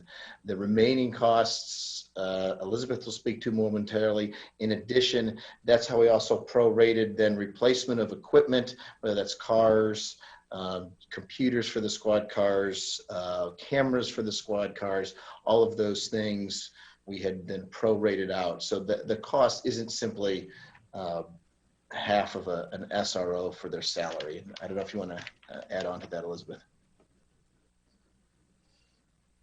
Sure. Yeah, I mean, their salary, which Bryant is correct, that's a little less than 75,000 each, but a big part of the cost is certainly pension benefits, and you know, that's not an optional thing. So the cost with all of that in is about, you know, 160,000 annually for each officer, which the school district is picking up. Plus there are some one-time costs that, as part of the original negotiation to implement this, we agreed to front, and that was about 50,000 for each officer to you know, purchase the vehicle and the laptop and the radio that goes in the vehicle and all the equipment that goes with a police officer. We paid that up front, and the plan was that we would recover that in smaller annual amounts over the life of the agreement. So we bought the cars and the equipment for these officers. That was Correct. Our part of the service to the school district, right? Correct. Is there a reason why they never just hired their own independent security officers?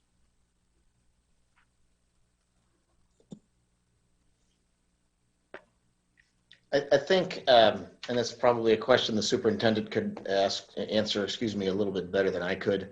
I believe at this point it has to do with some of these long ongoing relationships and sort of the ability for the officers. So much of what they do has to do with not just standing in a door as a security guard might, but being as part of their sort of school team.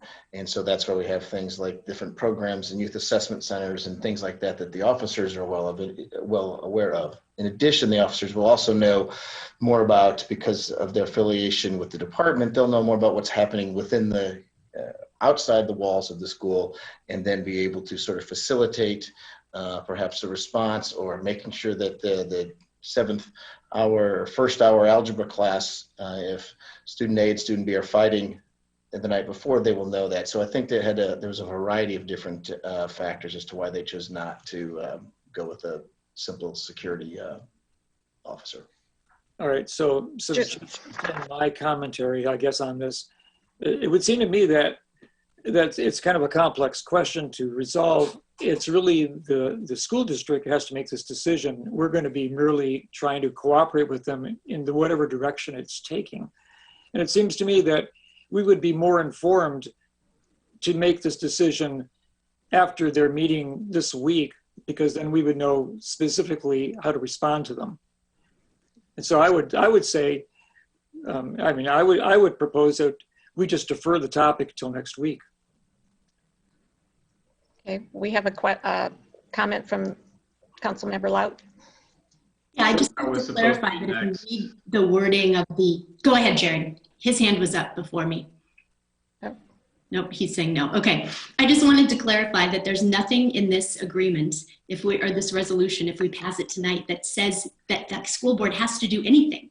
School board's welcome to keep it exactly the way it is, where the resolution simply says that if they choose, which we know has been a conversation amongst them, to make a change, that we will work with them on it. That's all the resolution says. It is not making a decision. It's not debating.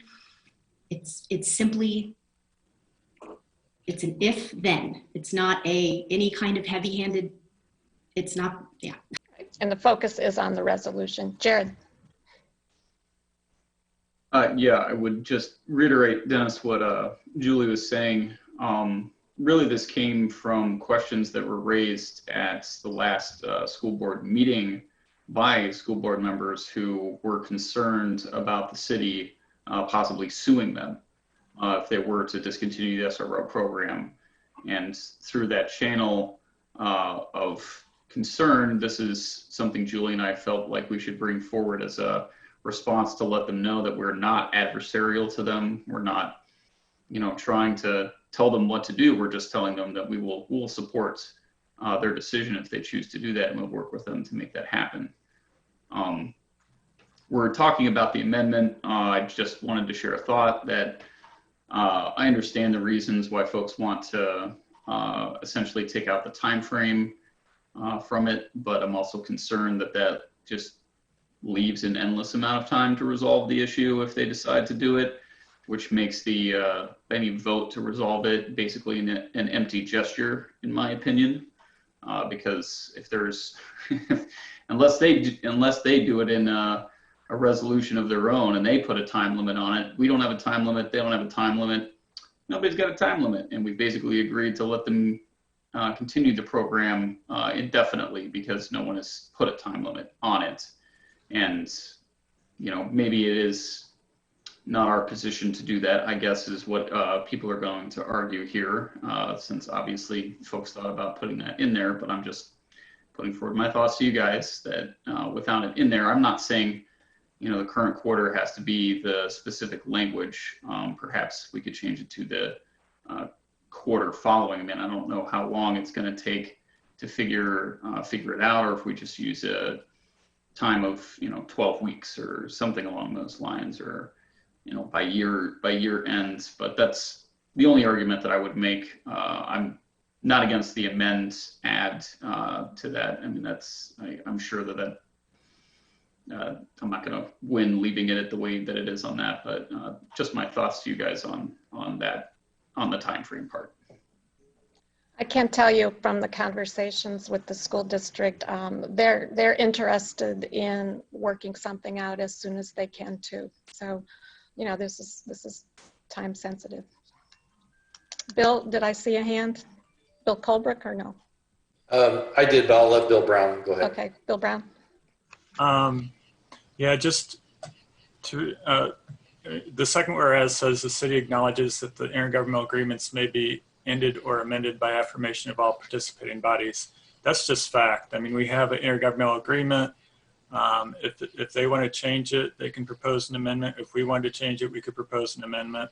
It didn't specifically lay out in the agreement how it would be amended, but when it's silent on that, then it's handled the same way the original document was.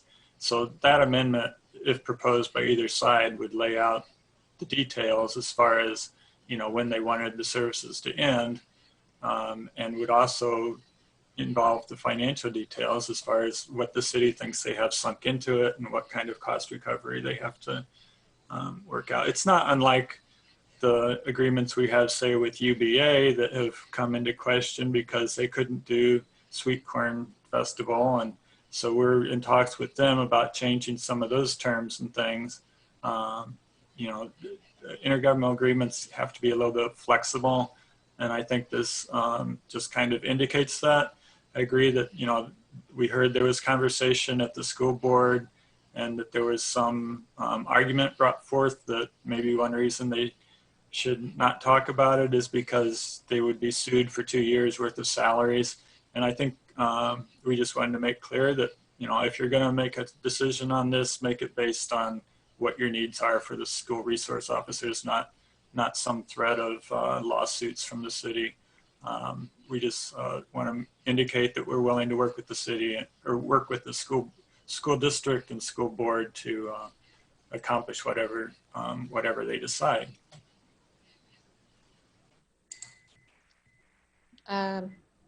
Sharice, your hand's up. Yeah. Bill, Colebrook, did you want to go first? Because your hand's been up a couple of times. But you haven't spoke yet on this issue. I'll let you go ahead. I apologize to the people who are in the corners of my screen. I don't always. I know I have the same problem. Help me look from side to side. I guess all I wanted to say was that kind of like what Bill Brown just said is that with the intergovernmental agreement, I've always, I guess, assumed too that there was that should one of the parties want to amend the agreement, that wouldn't be a problem. That's what you do with contracts in general. But the other thing is that and I also had heard that somebody was saying something on the school board about possibly being sued, and just that being brought up doesn't make it so. That somebody assumes that that's what would happen, that the city would sue them. I don't think we'd get very far if that was the pattern of behavior that the city of Urbana seemed to have in intergovernmental agreements, and I don't think that it has that type of reputation. So my assumption would be, of course, if the school district needed to amend the contract on some level, that we would be more than willing as an entity also to negotiate terms of suspension or termination. My one thing is that what happens to the police officers having, you know, let's say that there is an amendment to the agreement that the SRO program is suspended, not terminated, but suspended until later, until kids get back into the building or something. Then what happens with that, with the police officers in the meantime, with the equipment in the meantime? I don't know, Brian or Elizabeth? Well, I can answer that. I mean, that is Okay. what the negotiations would center on. We just don't know yet. There's a lot of different options possible, and that's what the discussions have to focus on. So I don't know. We can't answer that right now.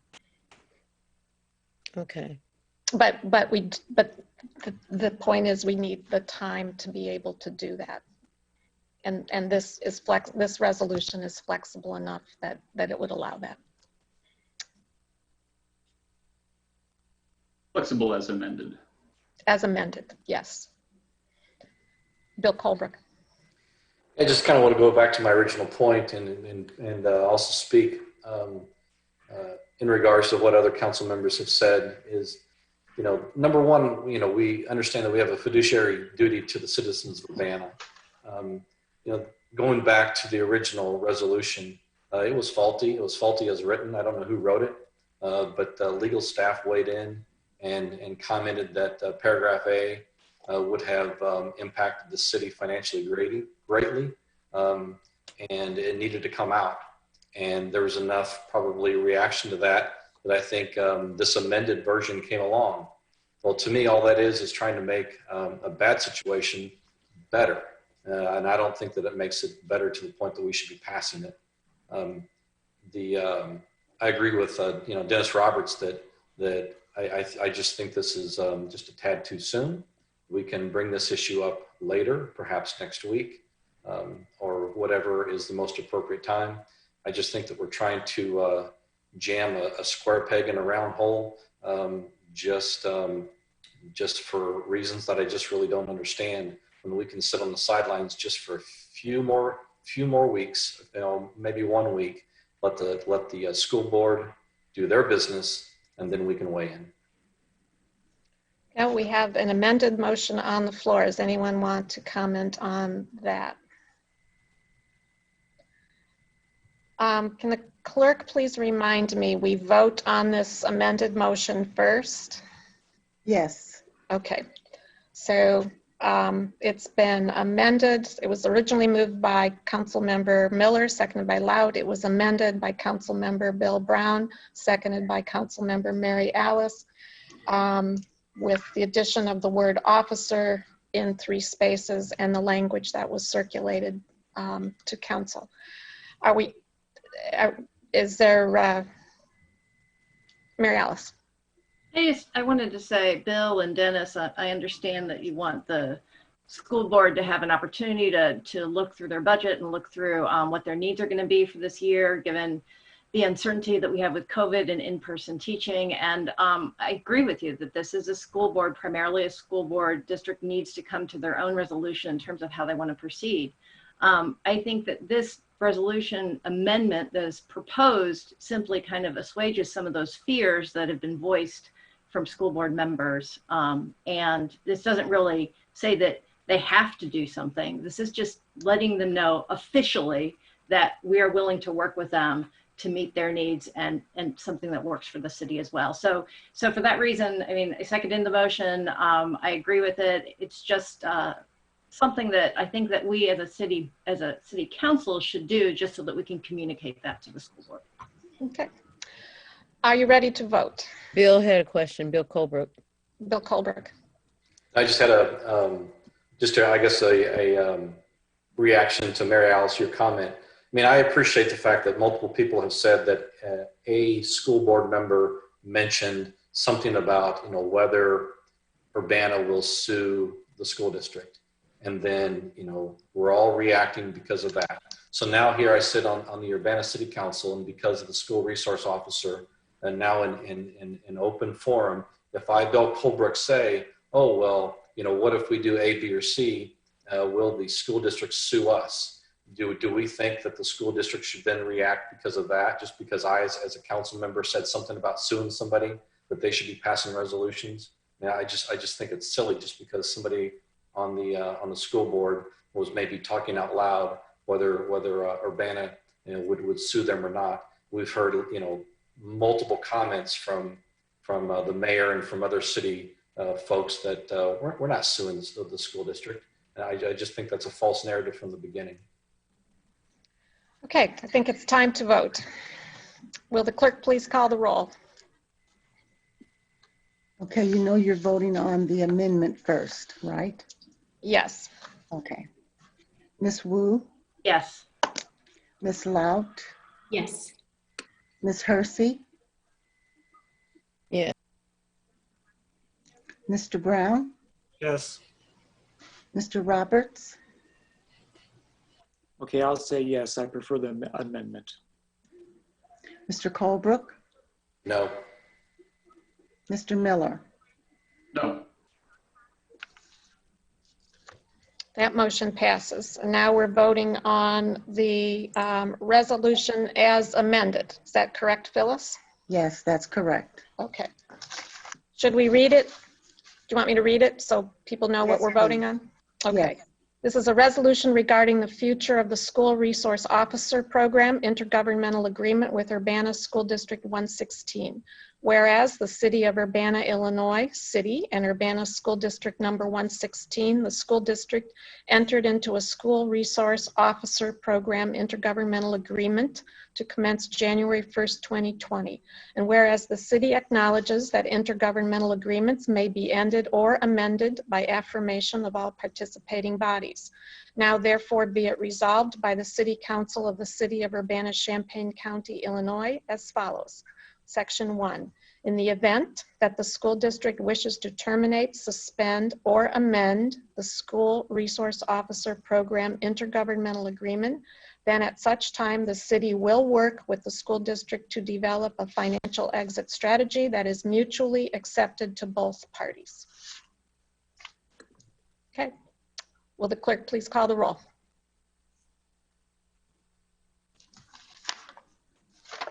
Okay. Ms. Wu? Yes. Ms. Lout? Yes. Ms. Hersey? No. Mr. Brown? Yes. Mr. Roberts? I'll go along with this. I'll say, okay, fine. Mr. Colebrook? No. Mr. Miller? Yes. That motion passes. Next item on the agenda, discussion item, City Administrator and Chief Seraphin on next steps based on the Hillard Hines report from last week. I'll begin if that's okay. Sure. Just wanted to begin by laying out the process that we intend to use to amend the use of force policy. And what we plan to do is to create a web page that is for the purpose of educating the public and putting them on notice that we intend to rewrite this policy. And among the items that we would have for their consumption would be the policy itself, the Hillard Hines report, where we got numerous recommendations for updating the policy. We would include a link to the 10 shared principles, the report on the President's Task Force on 21st Century Policing, and anything else that anyone would like to suggest that they think is germane to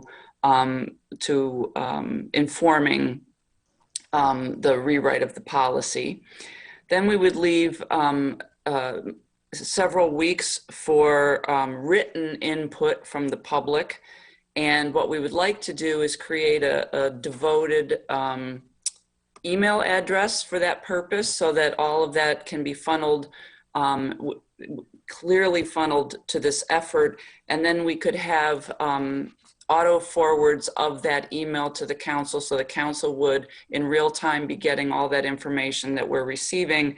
And among the things that we would be soliciting from people are specific language changes to the existing policy that they would want to suggest, any more general suggestions about what they would like us to include or exclude, references to any model ordinances that they're aware of that they would like to call to our attention, sample ordinances from other jurisdictions, and anything else that is that they think would be useful. Then we would take another several weeks. I would think it would probably be at least a month before we would be able to digest all of that, because I'm expecting that we'll get quite a bit of feedback. And then we would develop a draft policy. Then we would publish that draft policy for additional public input and council review. And then after that second round of feedback and input, we would develop and publish the final use of force policy. Jared. Can you go over that timeline real quick one more time, Carol? Sure, and it's not, I mean, it's not set in stone by any means, but we would begin, we have to set up a website and we have to create this email address, which is not going to take long. We would create links to a variety of things. So after that is created, we would announce to the public that we are our intent to rewrite the policy and invite their participation, and we would allow several weeks I'm thinking 2 to 3 weeks for written suggestions, and we can make a variety, and we'll illustrate what we're looking for as I just suggested.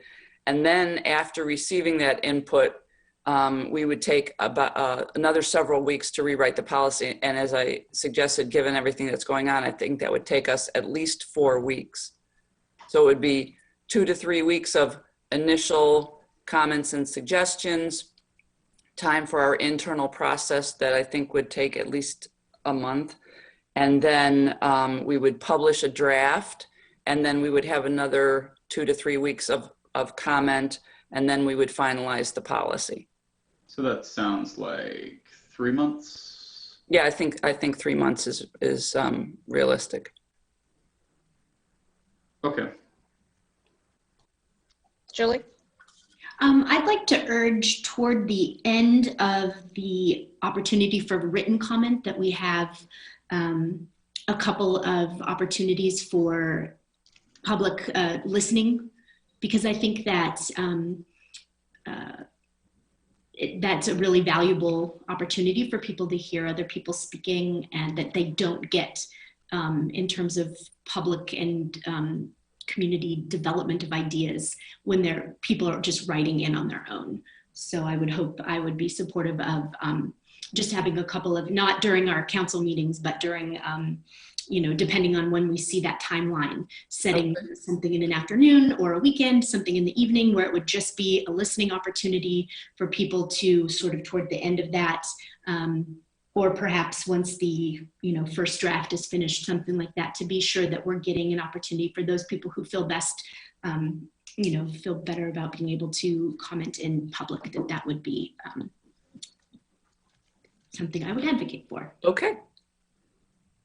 I think we can incorporate that. Good idea. Jared? I just piggyback on that and say that I don't know if that would need to necessarily be something like a special council meeting or something, but I imagine city council would definitely want to attend something like that and hear the input from a meeting such as what Julie has said. So perhaps because so many of us would probably want to be participating in that, it might make the most sense for it to be a special city council meeting. So I just think about if that's the proper format for it or not. We can work out the logistics of that, but that's a good point. I saw hands go up and hands go down. Mary Alice? I was just going to say that I think if we had a town hall or a listening session, as long as we didn't take action, I don't think it has to be an official city council meeting. It can still be noticed and adhere to the Public Meetings Act. But anyway, it sounds like you guys are going to try and figure something out. And I agree with Jared and Julie. I think it would be a great opportunity for us to listen in and also to share with the police department their thoughts on the use of force policy proposals. Okay. Julie, and then Jared. One thing that I know, I noted that the Champaign City is having a number of public sessions, of listening sessions. And I think that it'd be a great opportunity to have a moderator of some kind, and so that we truly were there listening, and it wasn't, that sort of, what we've talked about is a sort of setting up an oppositional thing. That I think that gesture of having somebody who's a trusted moderator would be a really great way to start working toward that. And I know eventually soon we're going to have a couple of staff members who that's their job is going to be community engagement and that kind of thing. But until we have those, I think it would be a great tool to find somebody in the community who's well versed in moderating something like that, to sort of allow us just to all sit back and listen and have a moderated conversation. That's great. And if anybody has suggestions on who would be a good person to play that role, I'd love to hear your suggestions offline. Okay. Jared. I can definitely suggest some folks to you, Carol, who would be really great about doing something like that. Question on, right now the use of force policy is redacted. As far as I'm aware, none of the, or at least Bill, Brown, you're making a face at me like it's not. I don't know, maybe the chief could answer, but I don't think that policy 300 has any redactions. I don't think it does either, but I'm going to double check before I say that. Here's a jump online, so keep discussing. But yeah, it should be. I don't think it does. I printed it out recently, and I don't think there's any redactions in it, but I could be wrong. Well, in any case, the point is, you know, if it was, I'm assuming, Carol, I mean, this has to be, if it's going to be open for public comment, it's got to be completely available. It's completely available. The current use of force policy. Yes, this is, I just scrolled through all 8 pages. Where would I find it? If you go into the police department link on the left-hand side under police, scroll down, and it is probably about halfway down, police department policies, and they'll all be in PDF format. And use of force is 300. 300. Got it. Okay, thanks. It's probably useful for folks as well, because I'm sure people can start.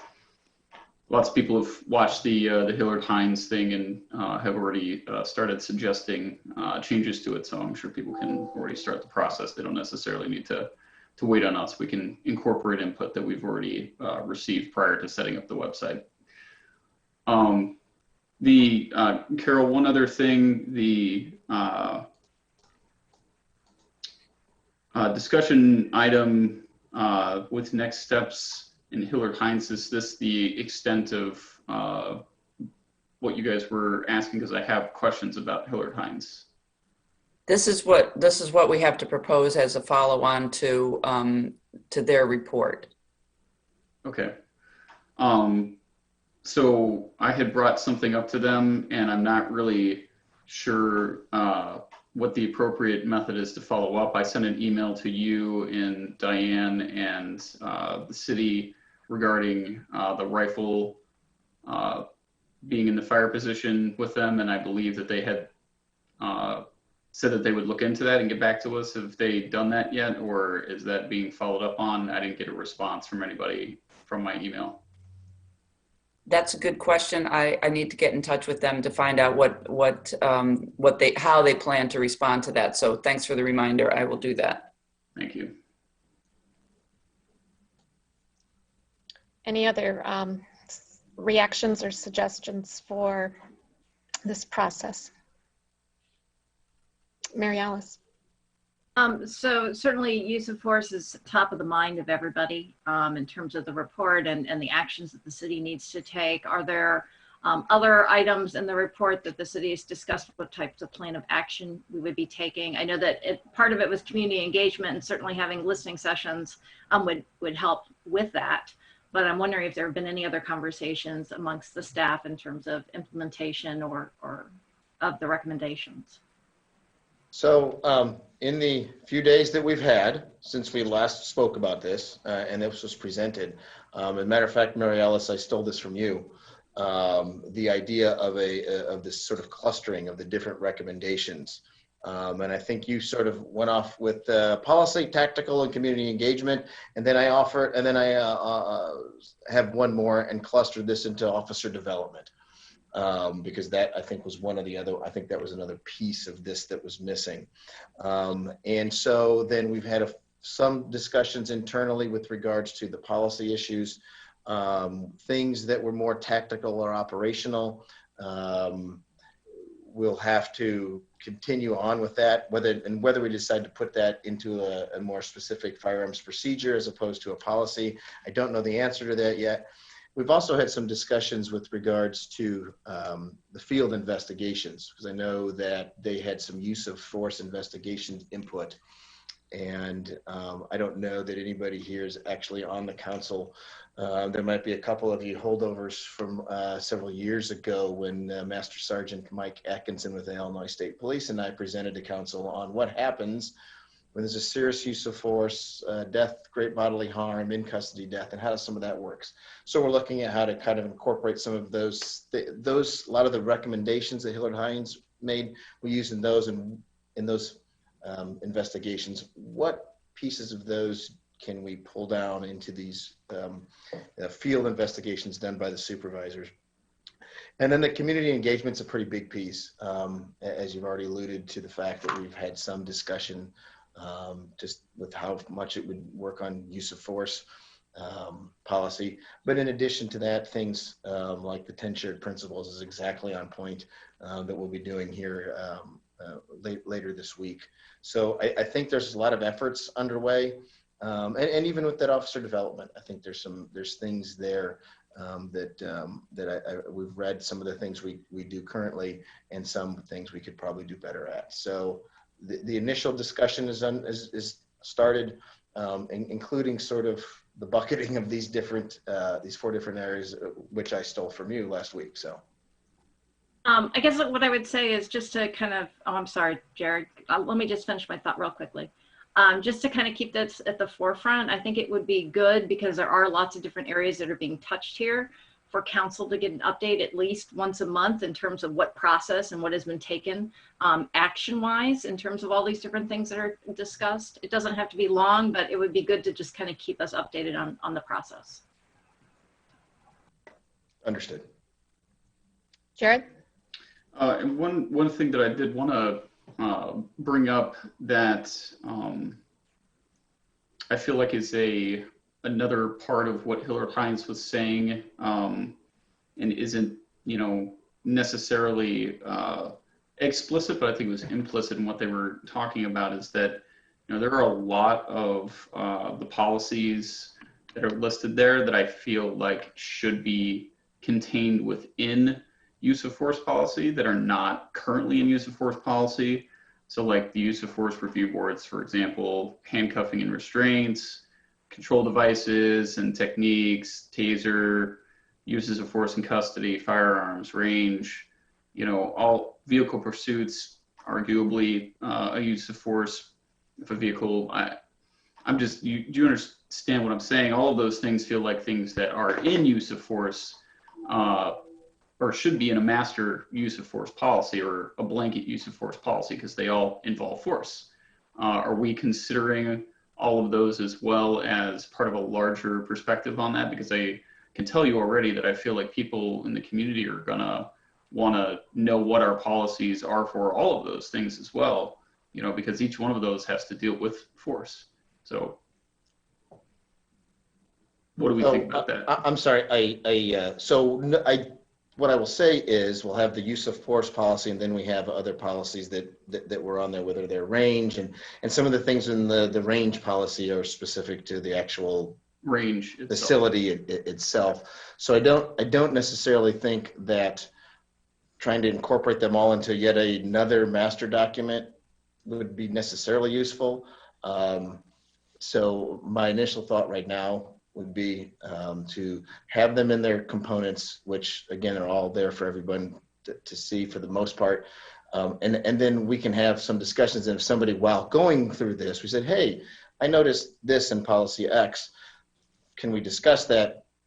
Sure, but I don't want us to get too far afoot from, let's get the use of force one done first. That's the big one. That's what I'd like to try for us to focus on, I think. And then we can sort of branch out as issues come up. Chief, if there are maybe not the entirety of some of the other ones, but if there are specific items contained within one of the others that we feel like maybe a little more strongly about being included in the master one, would you be opposed to at least those ideas being proposed as, hey, there was this one thing that's in handcuffing and restraints? I really feel like that's probably something that's more, needs to be set to a community standard so that people are involved in how, the police are going to be doing that. Maybe not the entire things, but parts of them if they come up. Let me just say one thing, which is at this point in the process, we're not trying to preempt anybody from sharing whatever it is that they want to share about the use of force policy, including what's included in the use of force policy. I mean, we're not saying that we're going to just automatically acquiesce because someone made a suggestion, but we want to hear the suggestions. Okay, well, and then, we've gone over this, I don't know how many times. I haven't been able to bring it up in a long time. Maybe it hasn't been that long of a time, but it feels like a long time. all of the redacted policies. And Chief, we've gone back and forth on this and seeing. Well, I don't know if we've gone back and forth. Well, here's what I'll say. There were 26, there's 163 total. There were 26 that had redactions in them. Right. We've viewed those 14, we've since reviewed those when they were initially put up. 14 of those we've gone through as staff. City Legal has double checked that. Those 14 of those 26 have been moved on to clerical staff to get uploaded. I don't have an update for you tonight on exactly where that clerical process is. I think there are 3 others that are having some revisions made.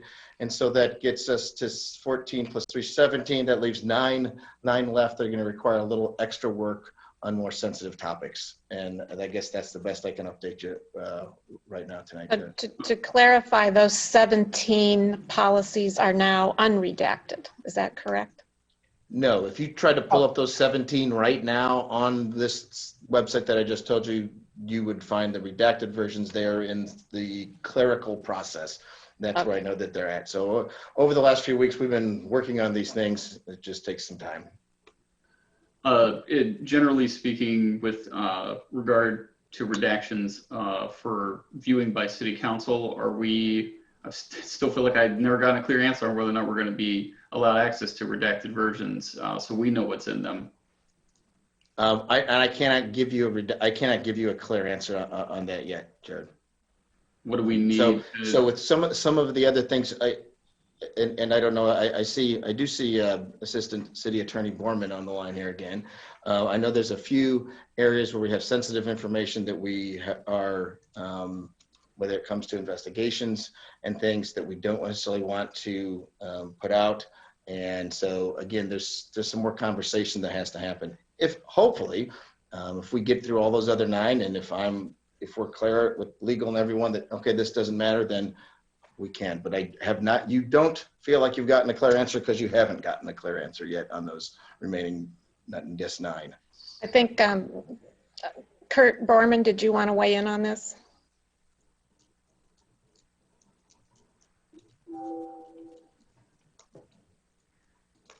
You should be unmuted now, Kurt. I think it would just depend on the purpose of the redaction. We'd have to do it on a case-by-case basis to see what the reason for the redaction is. Kurt, this is Councilmember Miller. Does that mean that council members need to come up with a reason on a case-by-case basis to be able to view the unredacted policies? No, I think it just means that we'd have to see the purpose that the police department believes it should be redacted. There's different reasons that it could be redacted.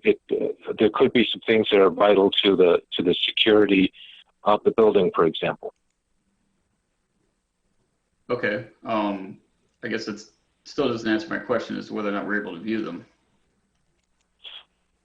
I think it would be a case-by-case basis. We'd have to look at the individual policy and the particular reasons why particular materials might be redacted. So let me just interject here. One of the things that I believe has not been done in the past when we've redacted these policies is we haven't articulated the specific reason why, even for the benefit of the public to understand. So as we go through this review, any redactions that remain, we will articulate a reason why. And then after that is done, we can have a specific conversation about a specific policy with a specific reason as to if we feel that it should not be shared with the council, we can have that very particular conversation. We're not prepared to talk about it in generalities right now, beyond what Kurt articulated. Well, I mean, I'm just trying to get an answer, and right now I'm getting an answer, which is, generally speaking, council is not allowed to see redacted policies unless the city decides that they're allowed to see them. That's what I'm hearing. I think that's true. Okay, I want to know where we're standing. I think that's true, but just like if you asked for a medical record, for instance. We're obliged to protect a medical record.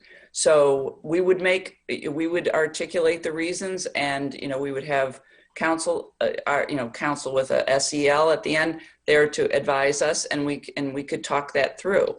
It's really hard to talk that through right now in this very abstract sense of unknown redactions, unknown reasons, and so that's I don't know that there's anything more to say at the moment. That's fine. I'm just trying to get a general level of where access to those things are at, and generally speaking, unless we're making an argument that we need to see it and the city can come up with a legal reason why we can't, we're not going to be allowed to see it generally. So I get it. I just trying to get clarification. Thank you. Bill Brown, and then Sharice. Sorry, Sharice, I didn't see you down there. Must be in the corner.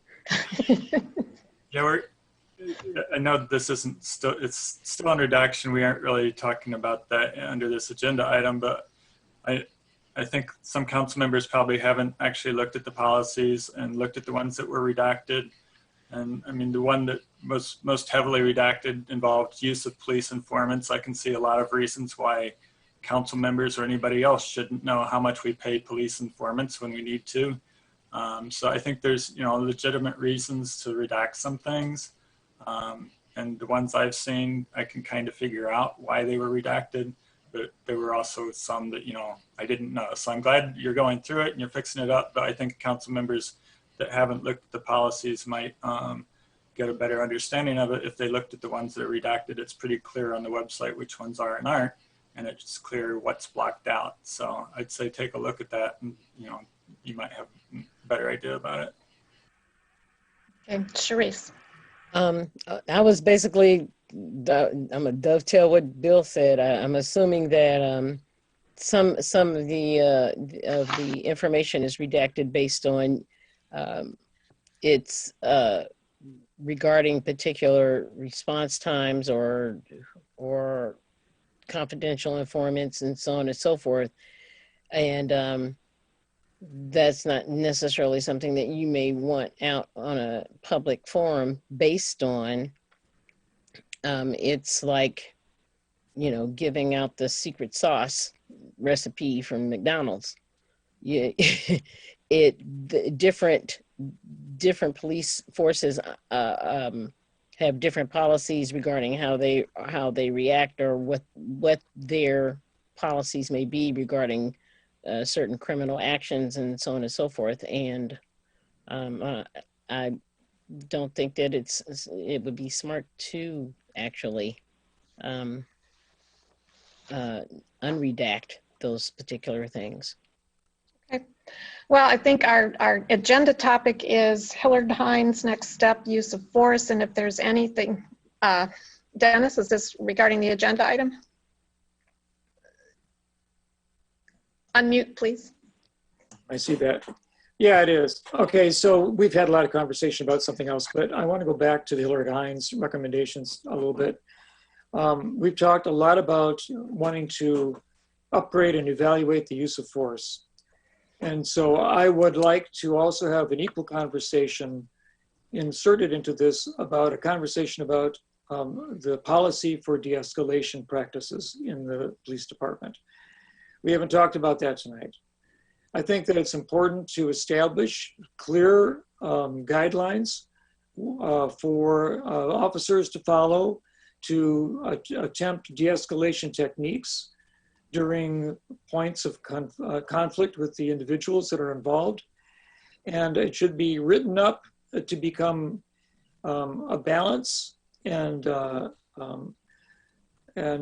useful discussion topic in police training with the enforcement or the weight of to be considered as a policy within the police department, that use of force is a vital tool in interacting with the community.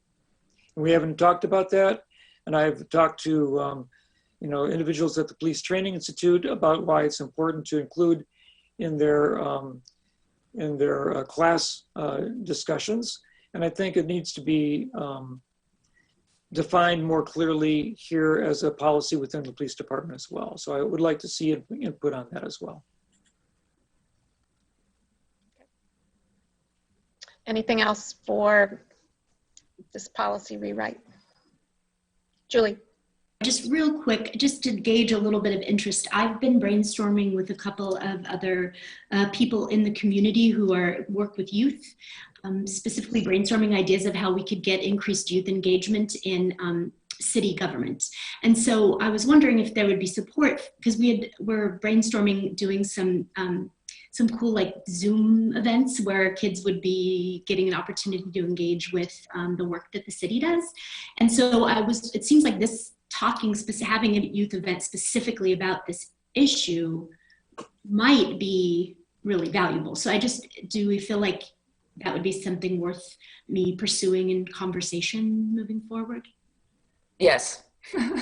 Awesome. Okay. I agree. We're really interested in different forms of engagement in general, just because of a lot of the work that we're doing. And if you can help us engage with youth specifically on this topic, that would be tremendous. Okay, great. And we are very close to being able to announce our community engagement coordinator, who one part of their job is going to be working with youth, just as Preston James did before with the Self-Made Kings. So that our community engagement coordinator would want to work with you very closely on that as well.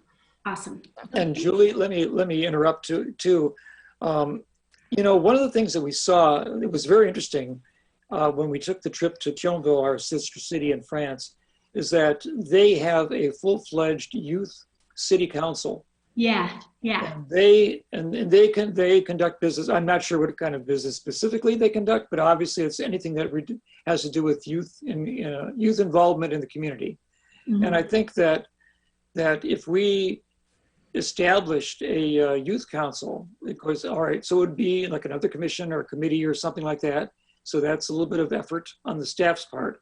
But I think that it would be a very exciting and invigorating kind of new format for youth participation, because I think civic knowledge is very important for young people to be aware of.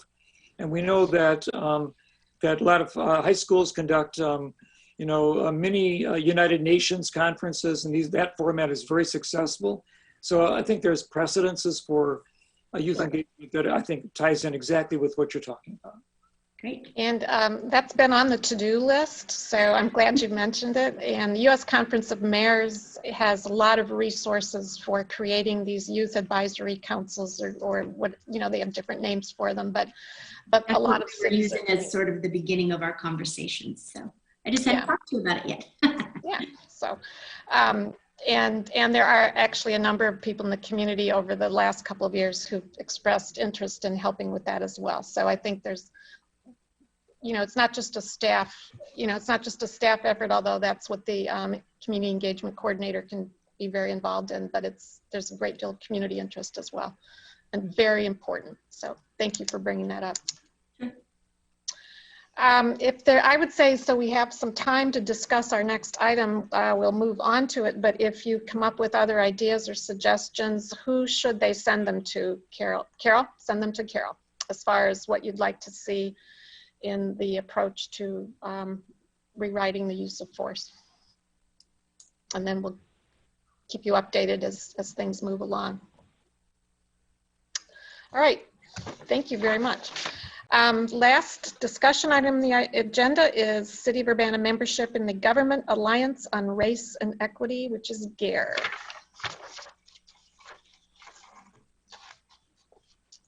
Julie, you're muted.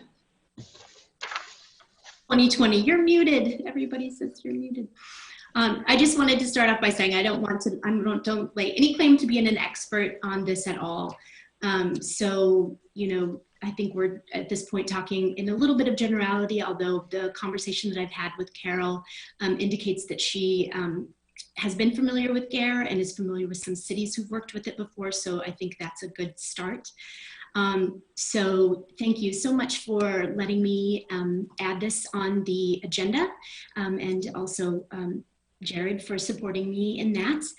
In fact, it was originally something that was part of the a circulating document that came from Evanston, the city of Evanston, which is a current member of GARE. And so I think that it's good to know that other cities in the region are involved in it too. So what is GARE? GARE is the Government Alliance on Race and Equity. It's a joint project between Race Forward and the Haas Institute for a Fair and Inclusive Society. And together they've been working for over 2 decades to help governments work toward racial equity and advance opportunity for all. GARE provides best practices, training, models, tools, and sample policies to help governments implement policies and strategies to proactively advance racial equity. And oftentimes what happens is cities work in cohorts with either work in cohorts with other cities in the region, or they work on specific topics that are the focus of their continued work. Some cities are farther along. They've been working on these kinds of specifics for decades, and some are starting at the beginning. Jared gave me some guidance on thinking about how to present this. So I guess the next question that I wanted to talk a little bit about is why we need to or should think about doing something like engaging with something like GARE. I'd say I'm a person who has a story that's very reflective of many people that I've met in the 12 years that I've lived in Urbana, which is I came here for school and I ended up staying for all of the things that make Urbana really special to us. That included a lower cost of living than many of the other cities that I'd lived in and that my partner had lived in around the country and around the world. Public schools that we believe in and have sent now 2 of our children through, a vibrant community life, and of course the great diversity that exists in a university town. But all of the positives that I can point out to about the community that I live in and the reasons that I've stayed here, we have to recognize that racial inequity continues to exist in all areas, in our housing, in income, in education, in graduation rates, in health outcomes, in arrest rates, in all of these things, right? So all of those positives do not take away from the fact that we recognize that racial inequity continues. And through the weeks that I've been attending and listening to public input and the conversations between my fellow council members, I can hear and read, the pain and anger and frustration that's being expressed locally and around the country as we once again grapple with these centuries of inequities that have existed. And I'm really thankful for the people who have continued to make their voices heard about issues of white supremacy and racial inequity. And one thing that GARE will ask us to do is to put right out in front, acknowledging that cities like ours have enacted policies that historically played a role in creating and maintaining racial inequity. And that means then that we all have to now be part of the solution. It's not the only solution, but it's certainly a place for us to start. And I think that now we can agree, just like we're going to be talking about assessment and action on issues of police use of violence or police use of force, that we need to assess and review actions on these issues throughout our city policies. So how would we use it? Really, it's going to be up to us to decide the best ways to start using the kinds of resources that a framework like GARE produces. The resources and framework that are available through GARE would help us align the city's overall mission and vision by guiding us toward institutional transformation of policies and programs in order to advance racial equity, which means uplifting our entire community. The model helps governments build their internal capacity, utilize tools, engage with those most deeply impacted by past policies, be guided by data, and work with other institutions to enact lasting change.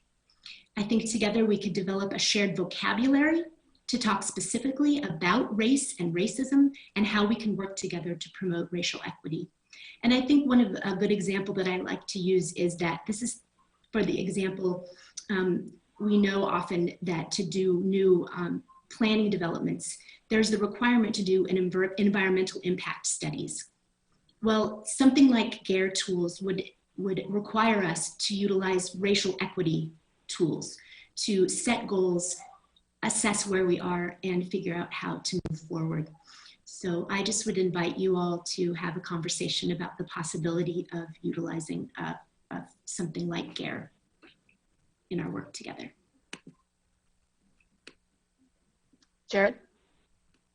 So just to piggyback off of what Julie was talking about, and her and I kind of did a little visioning session about, you know, what could the city actually do with a membership in this organization, and you know, how does the membership actually end up, you know, doing something to put forward these things. And probably the thing that I thought the most, and Julie agreed after we had discussed it, was using the program as an incorporation in the comprehensive plan, because the concepts that they're talking about in there are, you know, they're not specifically targeting policies necessarily. It's, you know, it's not like something as specific as dealing with the use of force policy, or dealing with rifle use or cannabis possession or some of those things. It's very broadly focused on, you know, how do you recenter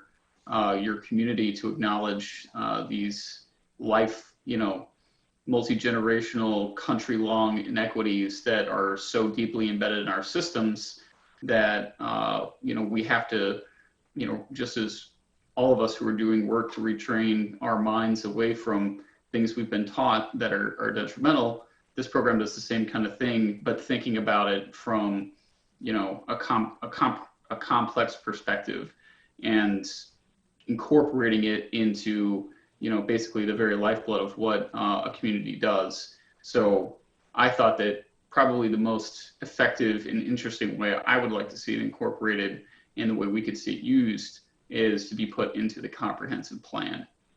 So that's one of the big things that I would encourage other council members, if they have looked at it, or if they're going to look at it, or Diane, Carol, you know, you guys, if you're going to check this program out, I think that there's a lot of potential for its use in how we're going to do our comprehensive plan going forward, because it centers so much of what we're saying about what we value as a city on wanting to focus on racial equity, and wanting to focus on overcoming these things that we've, you know, talked about a lot, and people want to see us work on. And I think that it will help bring, you know, help us put those values into those things, put, you know, really cornerstone that around that idea. So I would encourage everybody to look at it in that perspective of like, oh, hey, what if we use the principles of trying to reorient yourself to the comprehensive plan, because that's going to be such a big decision-making document for us going forward. So that was my piece I wanted to share with you guys tonight. I think that's an excellent idea. Mary Alice. Yeah, I've taken a bit of a look, spent a couple of hours on GARE's website and looked at their toolkit. And one of the things that I like about it is that it recognizes that the city is one piece of the puzzle. There's a lot of other agencies who interact and who have helped perpetuate the inequalities that we've had in our community. And Jared, I like your idea of having it in the comprehensive plan, because it really gives us a lens and a focus on directly asking the question, how is this impacting our community? Are we making everything as equitable as possible for everyone in our community? And I think that the most important thing that I read, or one of the most important things that I read in GARE is that if some people in our community aren't having access or the ability to have equality in our community, that means the whole community is unequal. And I think that really kind of resonated with me, just in terms of framework, that it's not an us versus them. And I don't like the setup that we have sometimes in the political discourse of the us versus them. We are one community. And so we need to see and use our tools and use our methods to make it as inclusive as possible for the entire community. So I think that by focusing on this allows us to get rid of that us versus them and say, we as a community want to move in this direction. So I like the fact that they give us some ideas on other cities that have used these tools, that there are other there are other cities within the state of Illinois who have been working with this longer, who would be able to provide us with some input, advice, and things that have worked for them. So I think it's a good direction to move. Bill Colbrook? Yeah, I kind of dovetail on that. I do think it's important to think of this as one community. And of course, we've got a sister city over in Champaign that I think should be, included as well. I don't know if anybody's had any conversation with them, but, every month, I go to a community coalition meeting and the theme is one community. How can we partner together, Champaign, Urbana, Champaign County, private sector, public sector, nonprofit sector, what can we do collectively to make our community better? It's not all, the gun violence, but that is a huge part of it. It's education. It's food insecurity. It's home security. There's a lot of issues that go into it. So I think if we're talking about this program and if we want to go forward, and I've looked at it as well, I think maybe the nearest city to us is Peoria that has instituted this as well, and they've been a partner for many years. I think we should probably invite Champaign to see if they'd be interested as well, so we can have a comprehensive program for the entire community, because problems don't start and stop at Wright Street. That's an invisible line. Any other thoughts?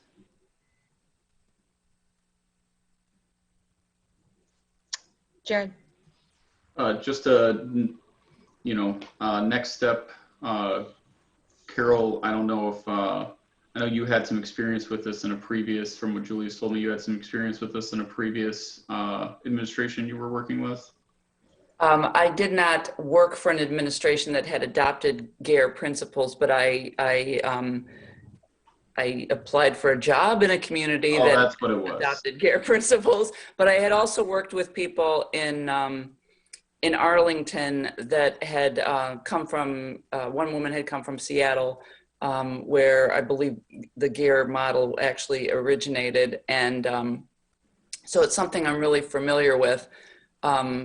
So I'll let you finish your question, but I'm glad to have the floor for a minute if I get a chance to say something else. But you had a question.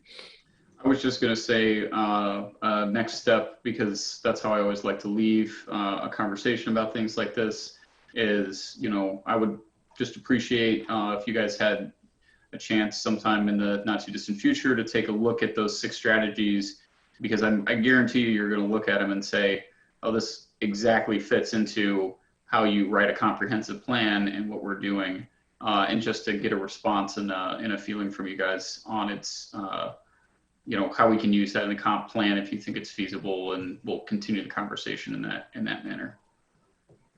So can I just say a couple things and then you can get feedback from your colleagues on that. First of all, the mayor and I and Will Kolchowski sat in on a webinar that they offer for people who are considering becoming members of GARE, so that they can understand all the tools and all the advantages of becoming a member. So we got some insight, and people were asking questions and so forth. And the easy part is joining. Okay, it's writing a check and you join. And it was very clear that you get out of GARE what you put into GARE. And I would say that I think it's a great idea to join GARE, if for no other reason than for purposes of giving us some tools to use with the comprehensive plan. I know that Andrea and Lily have already been quite intentional about incorporating racial equity and those kinds of themes into everything that we're doing. It's not a separate topic. It's integrated into the themes that they're developing. And so I think we have a good head start, our heads in the right place, and we could use some tools in that regard. But I think I would encourage you as council members to think about the fact that you are decision makers, and this lens that they speak of is for you to learn how to use yourselves. because it's not just for you to say to the city, have you run this through the racial equity lens? Have you thought all of this about all of this for us? But it's to empower you and give you tools to examine the credibility of the efforts we've made, the thoroughness of the efforts we made, your own thought processes. So I would want you to assign yourself some work as part of GARE to really make the membership worthwhile. And I'll stop there. Any other thoughts?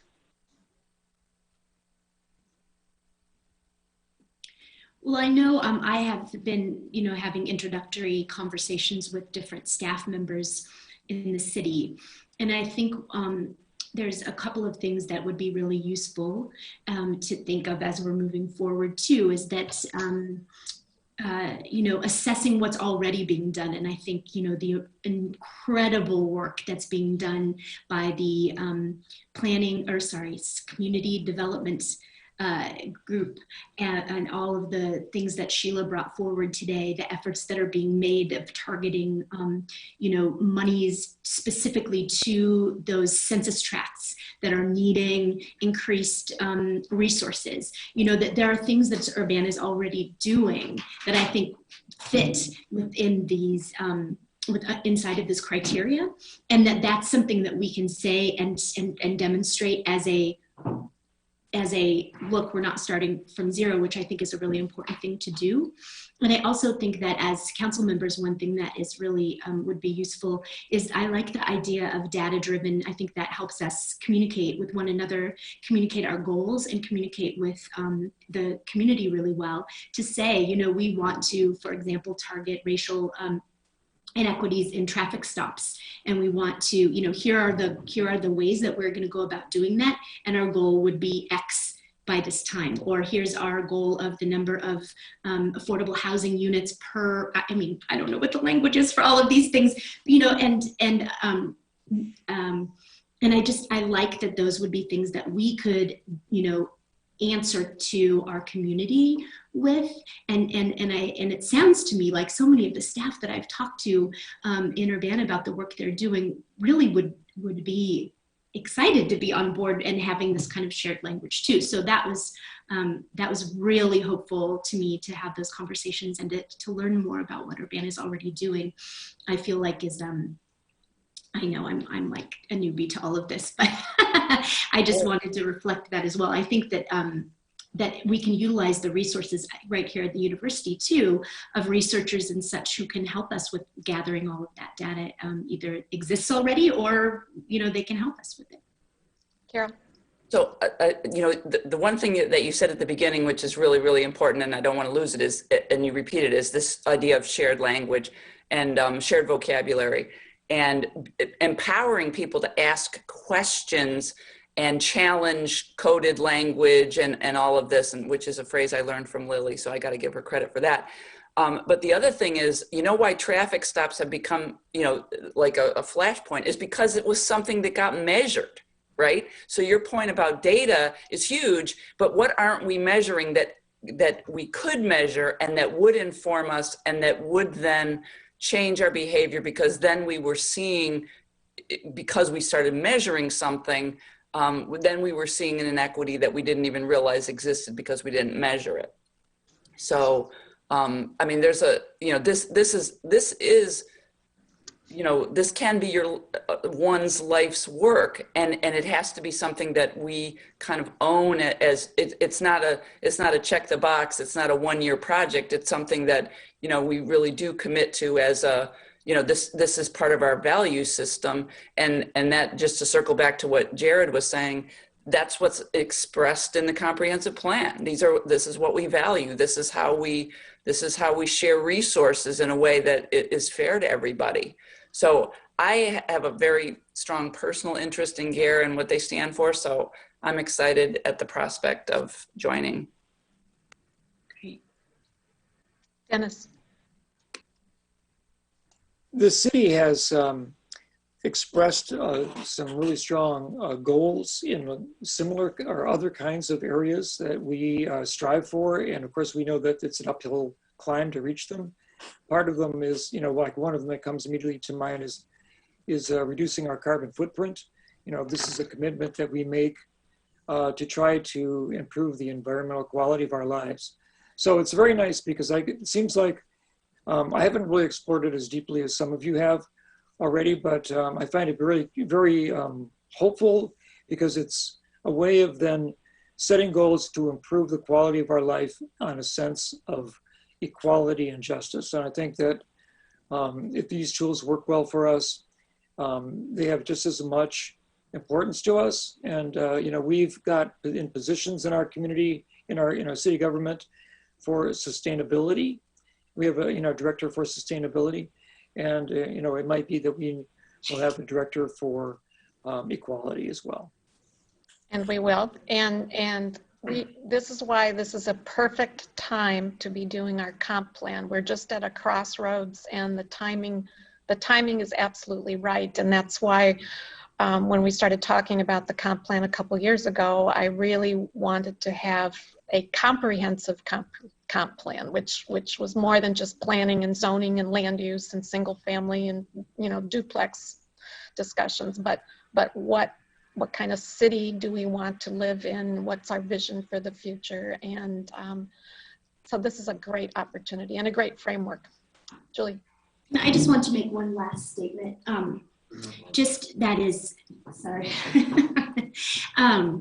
Is to recognize that it isn't really about equality. And I think that's an important thing to note in the name of the organization. It's about equity, because there hasn't been equality for so long. And so in order to achieve equity, it might mean that things won't look the same for everybody as we try to raise up those communities who have been not given equal. That's part of the vocabulary. Exactly. And so those will be difficult things because, power wants to maintain itself. And so, it will be very hard work, but I think I'm hopeful that it would make a difference. Okay. Thanks. Thank you. Thanks. Do we have enough direction to move forward, Carol? If Elizabeth gives us $1,000, then we can join. Okay. To move that resolution, please. Okay. Will do. Okay, that is, and thank you, Jared and Julie, for bringing this forward. Last part of this meeting is we will continue with the public input. And there are some people with their, Mary Alice? I have two things. The first one is when I was reading off the names of people who had sent in emails, I mistakenly added some people who had emailed me specifically and not to City Council. So I just didn't want that to be counted against their ability to speak during this part. And then the second piece is that if we have too many people, then I would be in favor of extending the meeting to get in all the public inputs. I just want to say those two things. Okay. We have about, according to, we have about 36 minutes left for public input. So we'll get started. Sarah Nixon. Thank you. My name is Sarah Nixon, and I am addressing the City Council as a resident of Urbana. With regard to discussion item number 13, I would like to express my real appreciation for Urbana Council member Julie Laut's responsiveness and energetic initiative in addressing issues that include the Urbana Police Department's targeting and re-traumatizing of our community's African-American children, also addressed at length and earlier this evening by Ms. Amina Payne. I recently communicated to the council my concerns and hopes that the appalling practices and statistics exposed by Ms. Payne be thoroughly and transparently addressed. And Ms. Laut responded to me that she agrees that those arrest statistics point to an outrageous example of racial inequity in our community, and that she advocates implementation of the Government Alliance on Race and Equity models so that all decisions at the city are considered through a lens that promotes racial equity. And I hope that moving forward, we will continue to see Ms. Laut and Mr. Miller and fellow council members truly and meaningfully supported in their GARE-based initiatives and efforts to transform the existing terrible racial inequities in our local systems. I would like secondly to offer comment on the proposal to amend city code to allow the curtailing of public input. I agree with the need for civility in public discussion. I question this approach, though, requiring the public to restrict their comments to either agenda action items or other issues, while at the same time giving us an either-or time slot to do so imposes unreasonably convoluted barriers to free speech. Surely there is a simpler way to promote a climate of respectful discourse.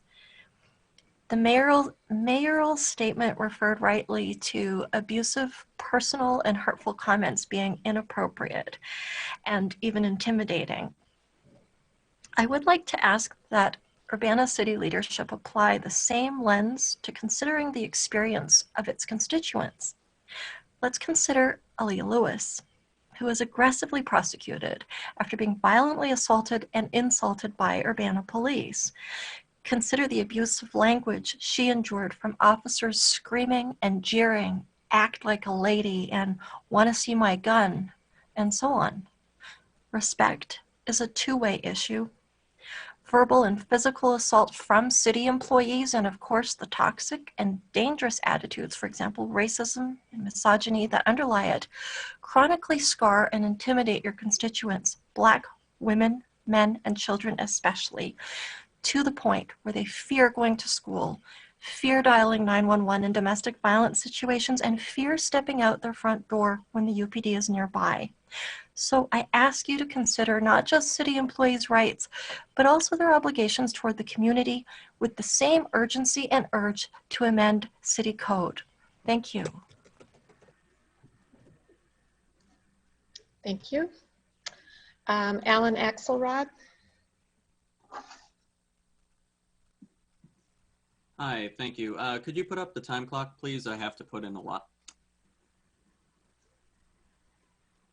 So I want to talk to you about why, for next week's agenda, I really need you to put the utility shutoffs moratorium vote then. We've had a lot of close calls in the over 2 months of the No Ameren Shutoffs campaign, which again is a $0 all volunteer organization now with 31 organizations in membership from Chicago all the way down to Carbondale. We have stopped Ameren, Illinois from utility shutoffs, as Danielle Chenoweth said earlier today, 3 times now. There were utility shutoff notices sent for September 11th after the moratorium expired, but we confirmed with residents who received those notices, both who made partial payments and no payments at all, that it was extended. We've had a lot of close calls here. Diane Marlin, thank you for speaking to the governor about this issue. Unfortunately, with the exception of his private communications, he's been wholly silent on this. Meanwhile, the Illinois Commerce Commission, which has 2 Rauner-appointed commissioners and 3 Pritzker appointed commissioners, unanimously issued a letter saying that we need utility shutoff moratoriums through March of 2021. But it's non-enforceable. They've reached the limit. They have to negotiate with Ameren in order to have utility shutoff moratoria at all. It's always been voluntary with the exception of the governor or the municipality intervening. Those are the only 2 options. We found out that Ameren, Illinois sent out their utility shutoff notice for September, on September 11th for September 23rd. That is the new deadline. That is still before the census deadline. That is the day after the eviction moratorium expires. The CDC eviction moratorium that exists requires the tenants to do a lot of legwork that they don't know about, which means that we are going to have a massive number of people evicted potentially on September 22nd if there is no action, and we know that we can act on both of these 2 things. And further, those who are lucky enough to stay in their homes will get their power shut off. And again, this is one of those things where people's custody can be put at risk. This is a serious human rights issue. Don't take it just from me. Take it from a 2007 military study that had as one of its priorities the fact that states who have the most power when it comes to the utility shutoffs moratorium, of them, only 7 had extensions of utility shutoff moratoria, which is an essential service as enumerated by them and a 2008 study that cited them, as a plan, as an actual plan. This is an absolute failure of our state leadership, unfortunately. And if it continues to be a failure of our state leadership, we need you to act. The Macon County Democrats issued a resolution saying this exact same thing. They called on the governor to reinstate services because municipal and co-op services have been allowed to disconnect. That is where the increase in COVID cases before college came from. Thank you. Thank you, Alan. Alan Romero. Hello, can you hear me? Yes. Okay, so I just wanted to offer a comment. When Bill Colebrook was talking earlier, he had mentioned that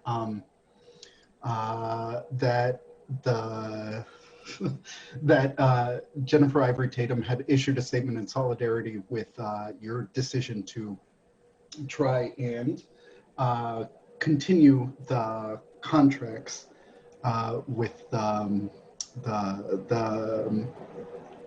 sworn officers in the schools. And I just want to point out that Jennifer Ivory Tatum is not the school board. And that this is a problematic conflation between the two of them, because just because Jennifer Ivory Tatum issued a statement in support does not mean that that the community does not have the ability to force the school board not to continue the contracts. So the issue here is that we as community members been reaching out consistently over the past 2 or 3 months to tell you what we want, which is that we do not want the city to continue to give more money to officers who do not protect us. So I think that the issue that I see is that our class interests are not aligned. For some reason, we tell you, you are supposed to you all have been elected to represent us. We tell you what we want, and you ignore us or you silence us, which is a really, like, it's a problem that we have to keep showing up here every week to tell you what we want, and we keep getting ignored. So, you know, all we want is for our demands to be understood, that the police officers serve an antagonistic system, and this system does not help the community. It does not help the community. It doesn't matter if they don't show up to talk here every week. We will continue to talk to you about what we want because our class interests are aligned with theirs. Yours may not be, but we outnumber you. So again, I just need to stress that we continue to show up here every week to tell you what we want, and we continue to be ignored. I cede the rest of my time. Diane, do we need to extend the meeting? Yes, please. I'll move that we extend the meeting until 11 p.m. I'll second. Next up is Bo Barber. Do you want to take a vote? Oh, sorry. Yes. All those, will the clerk please call the roll? Miss Wu, Yes. Miss Lout, Yes. Miss Hersey, Yes. Mr. Brown, Yes. Mr. Roberts, Mr. Roberts, Sorry, I was muted. Yes. Yeah, okay, thank you. Mr. Colebrook, Yes. Mr. Miller. Yes. That Mayor? motion passes. Okay. Bo David Barber.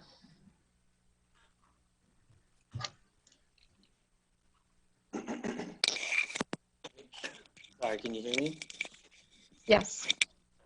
Thank you. So I just wanted to reiterate a point brought up by Alan Axelrod is acting on the Ameren shutoffs by next week, because by September 23rd, people are going to lose their power. During a pandemic, that's incredibly dangerous. Additionally, for all the students that are learning remotely, I've said before, I said this in last week's city council, that's a devastation to their education. And, it may sound like an exaggeration, but, that these kids are the future of our country and this community.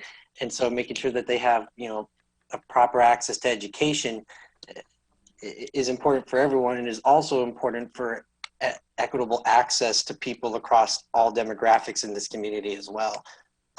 Especially for people in the African American communities that have been hardest hit by this virus, making sure that they have equitable access to this remote learning is incredibly important. And I do appreciate, Mary Marlin, that when you spoke to the governor, you spoke to them. You spoke to him in his office about extending or about the shutoffs. And I ask you to, you and everyone else on this council to please push them further, because the more people that push on them, and the more people that tell them that this can't happen, the more that can be done, the more that he'll listen, and the more that he'll actually take action too. So I appreciate it for that day that you did it.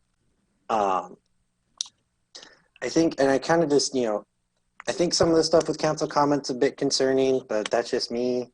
I think the only clarification that I had was just wondering, it was on, Councilmember Colebrook's statement that it was big government on the Urbana School Board.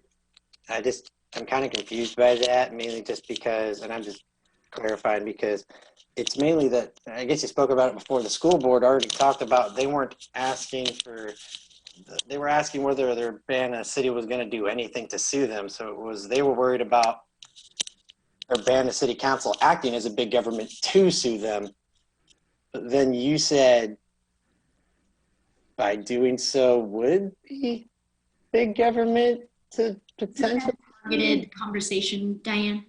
Pardon? He's targeting one individual U.S. people. Yeah. All right. Thank you. I get the point. The rest of my time. Thank you. Next up is Meg McDonald.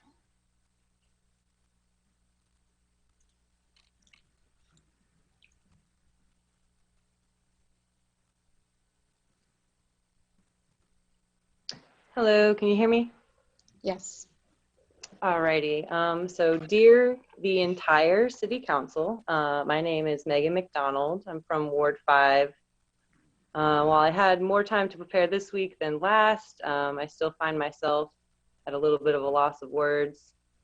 I kind of want to really quick piggyback on what Sarah Nixon was talking about, and how I also understand the need for civility. I know I come in here pretty hot most weeks, but that's because I really truly care about these women and people in the community, and I'm scared for them, and they're scared, and they were targeted and brutalized and displaced and charged with extremely high bails because they were Black. And I'm just trying to fix that, and that's why I keep coming to you. Anyway, I want to say that, I understand why you're intimidated. This is intimidating to have people come in every week and tell you what you're doing wrong and how you're not doing enough. And I just want to say, you're going harder to censor public comment than I've ever seen you all try to do anything as far as anti-racist work, the One Door program. Has that started yet? And people were getting doxxed by the News Gazette for years, like having their mugshots posted, having their addresses posted by Mary Shank. I wonder if you all ever, you know, wrote into them about that. Like, that's intimidating.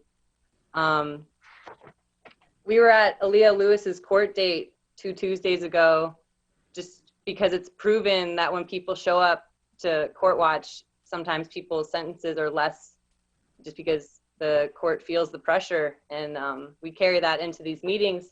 But also something that I noticed while being out there was that like 95% of the people that were walking in there for court hearings were Black community members.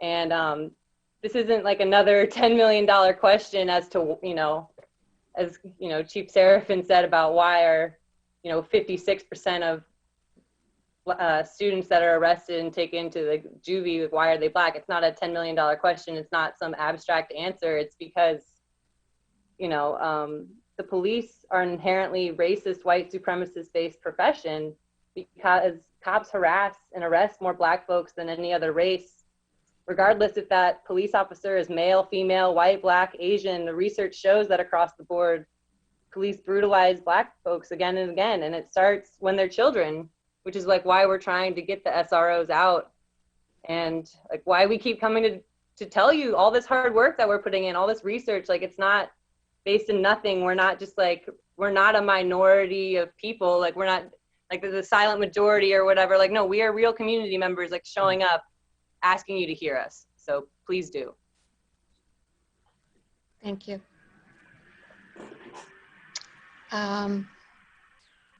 Brandy?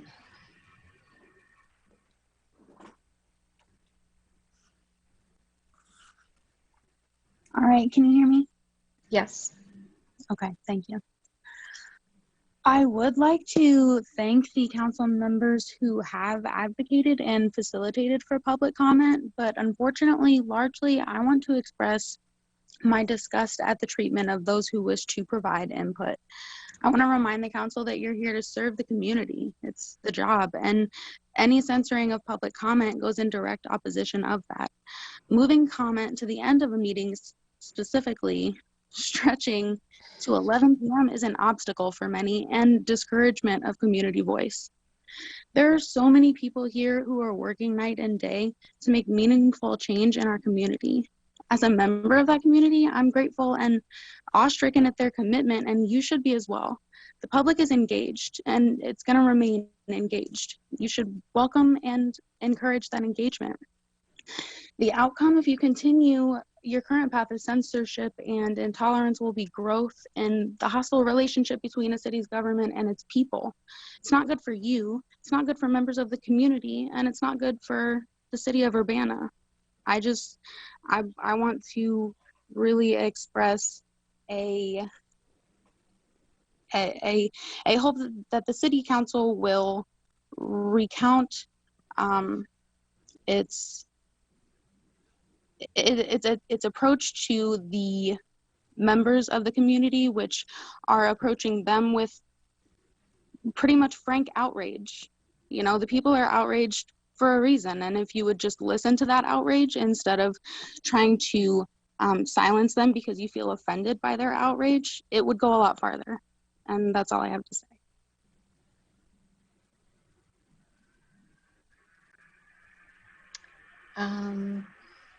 The last person who hasn't spoken is Ben Theobald.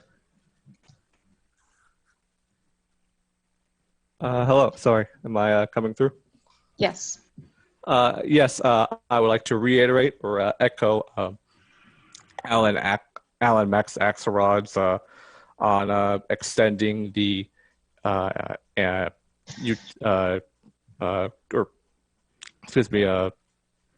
acting on the utility shutoffs that Ameren seems to, from my understanding, they were supposed to, they gave people's notices to shut off on September 11th, but now it seems like those have been extended to September 23rd. Unfortunately, with ways things are going, we cannot rely on our national leaders, our Senate, for any kind of financial assistance. I would like to Mayor Diane for speaking to Pritzker and on this issue in terms of the eviction moratorium. Unfortunately, Governor Pritzker has been disappointingly unwilling to take action and fight on this eviction moratorium. As we get closer to fall in, people are going to be more at risk. And look, you need, people, everyone needs water, everyone needs access to electricity, especially during school years. So my hope is that, we can't seem to rely on a lot of our officials, elected officials. So I would hope that the city council, if nothing is done, seems to be done, we can't, it seems that Ameren is being very, very sluggish on taking any kind of action and helping people who are very vulnerable and can't, we can't wait more on this issue. So that's it. Thank you very much for listening. I yield my time. Thank you. Okay, that completes public input from everyone. Has had an opportunity to speak once tonight. And with no further business before this council, this meeting is adjourned.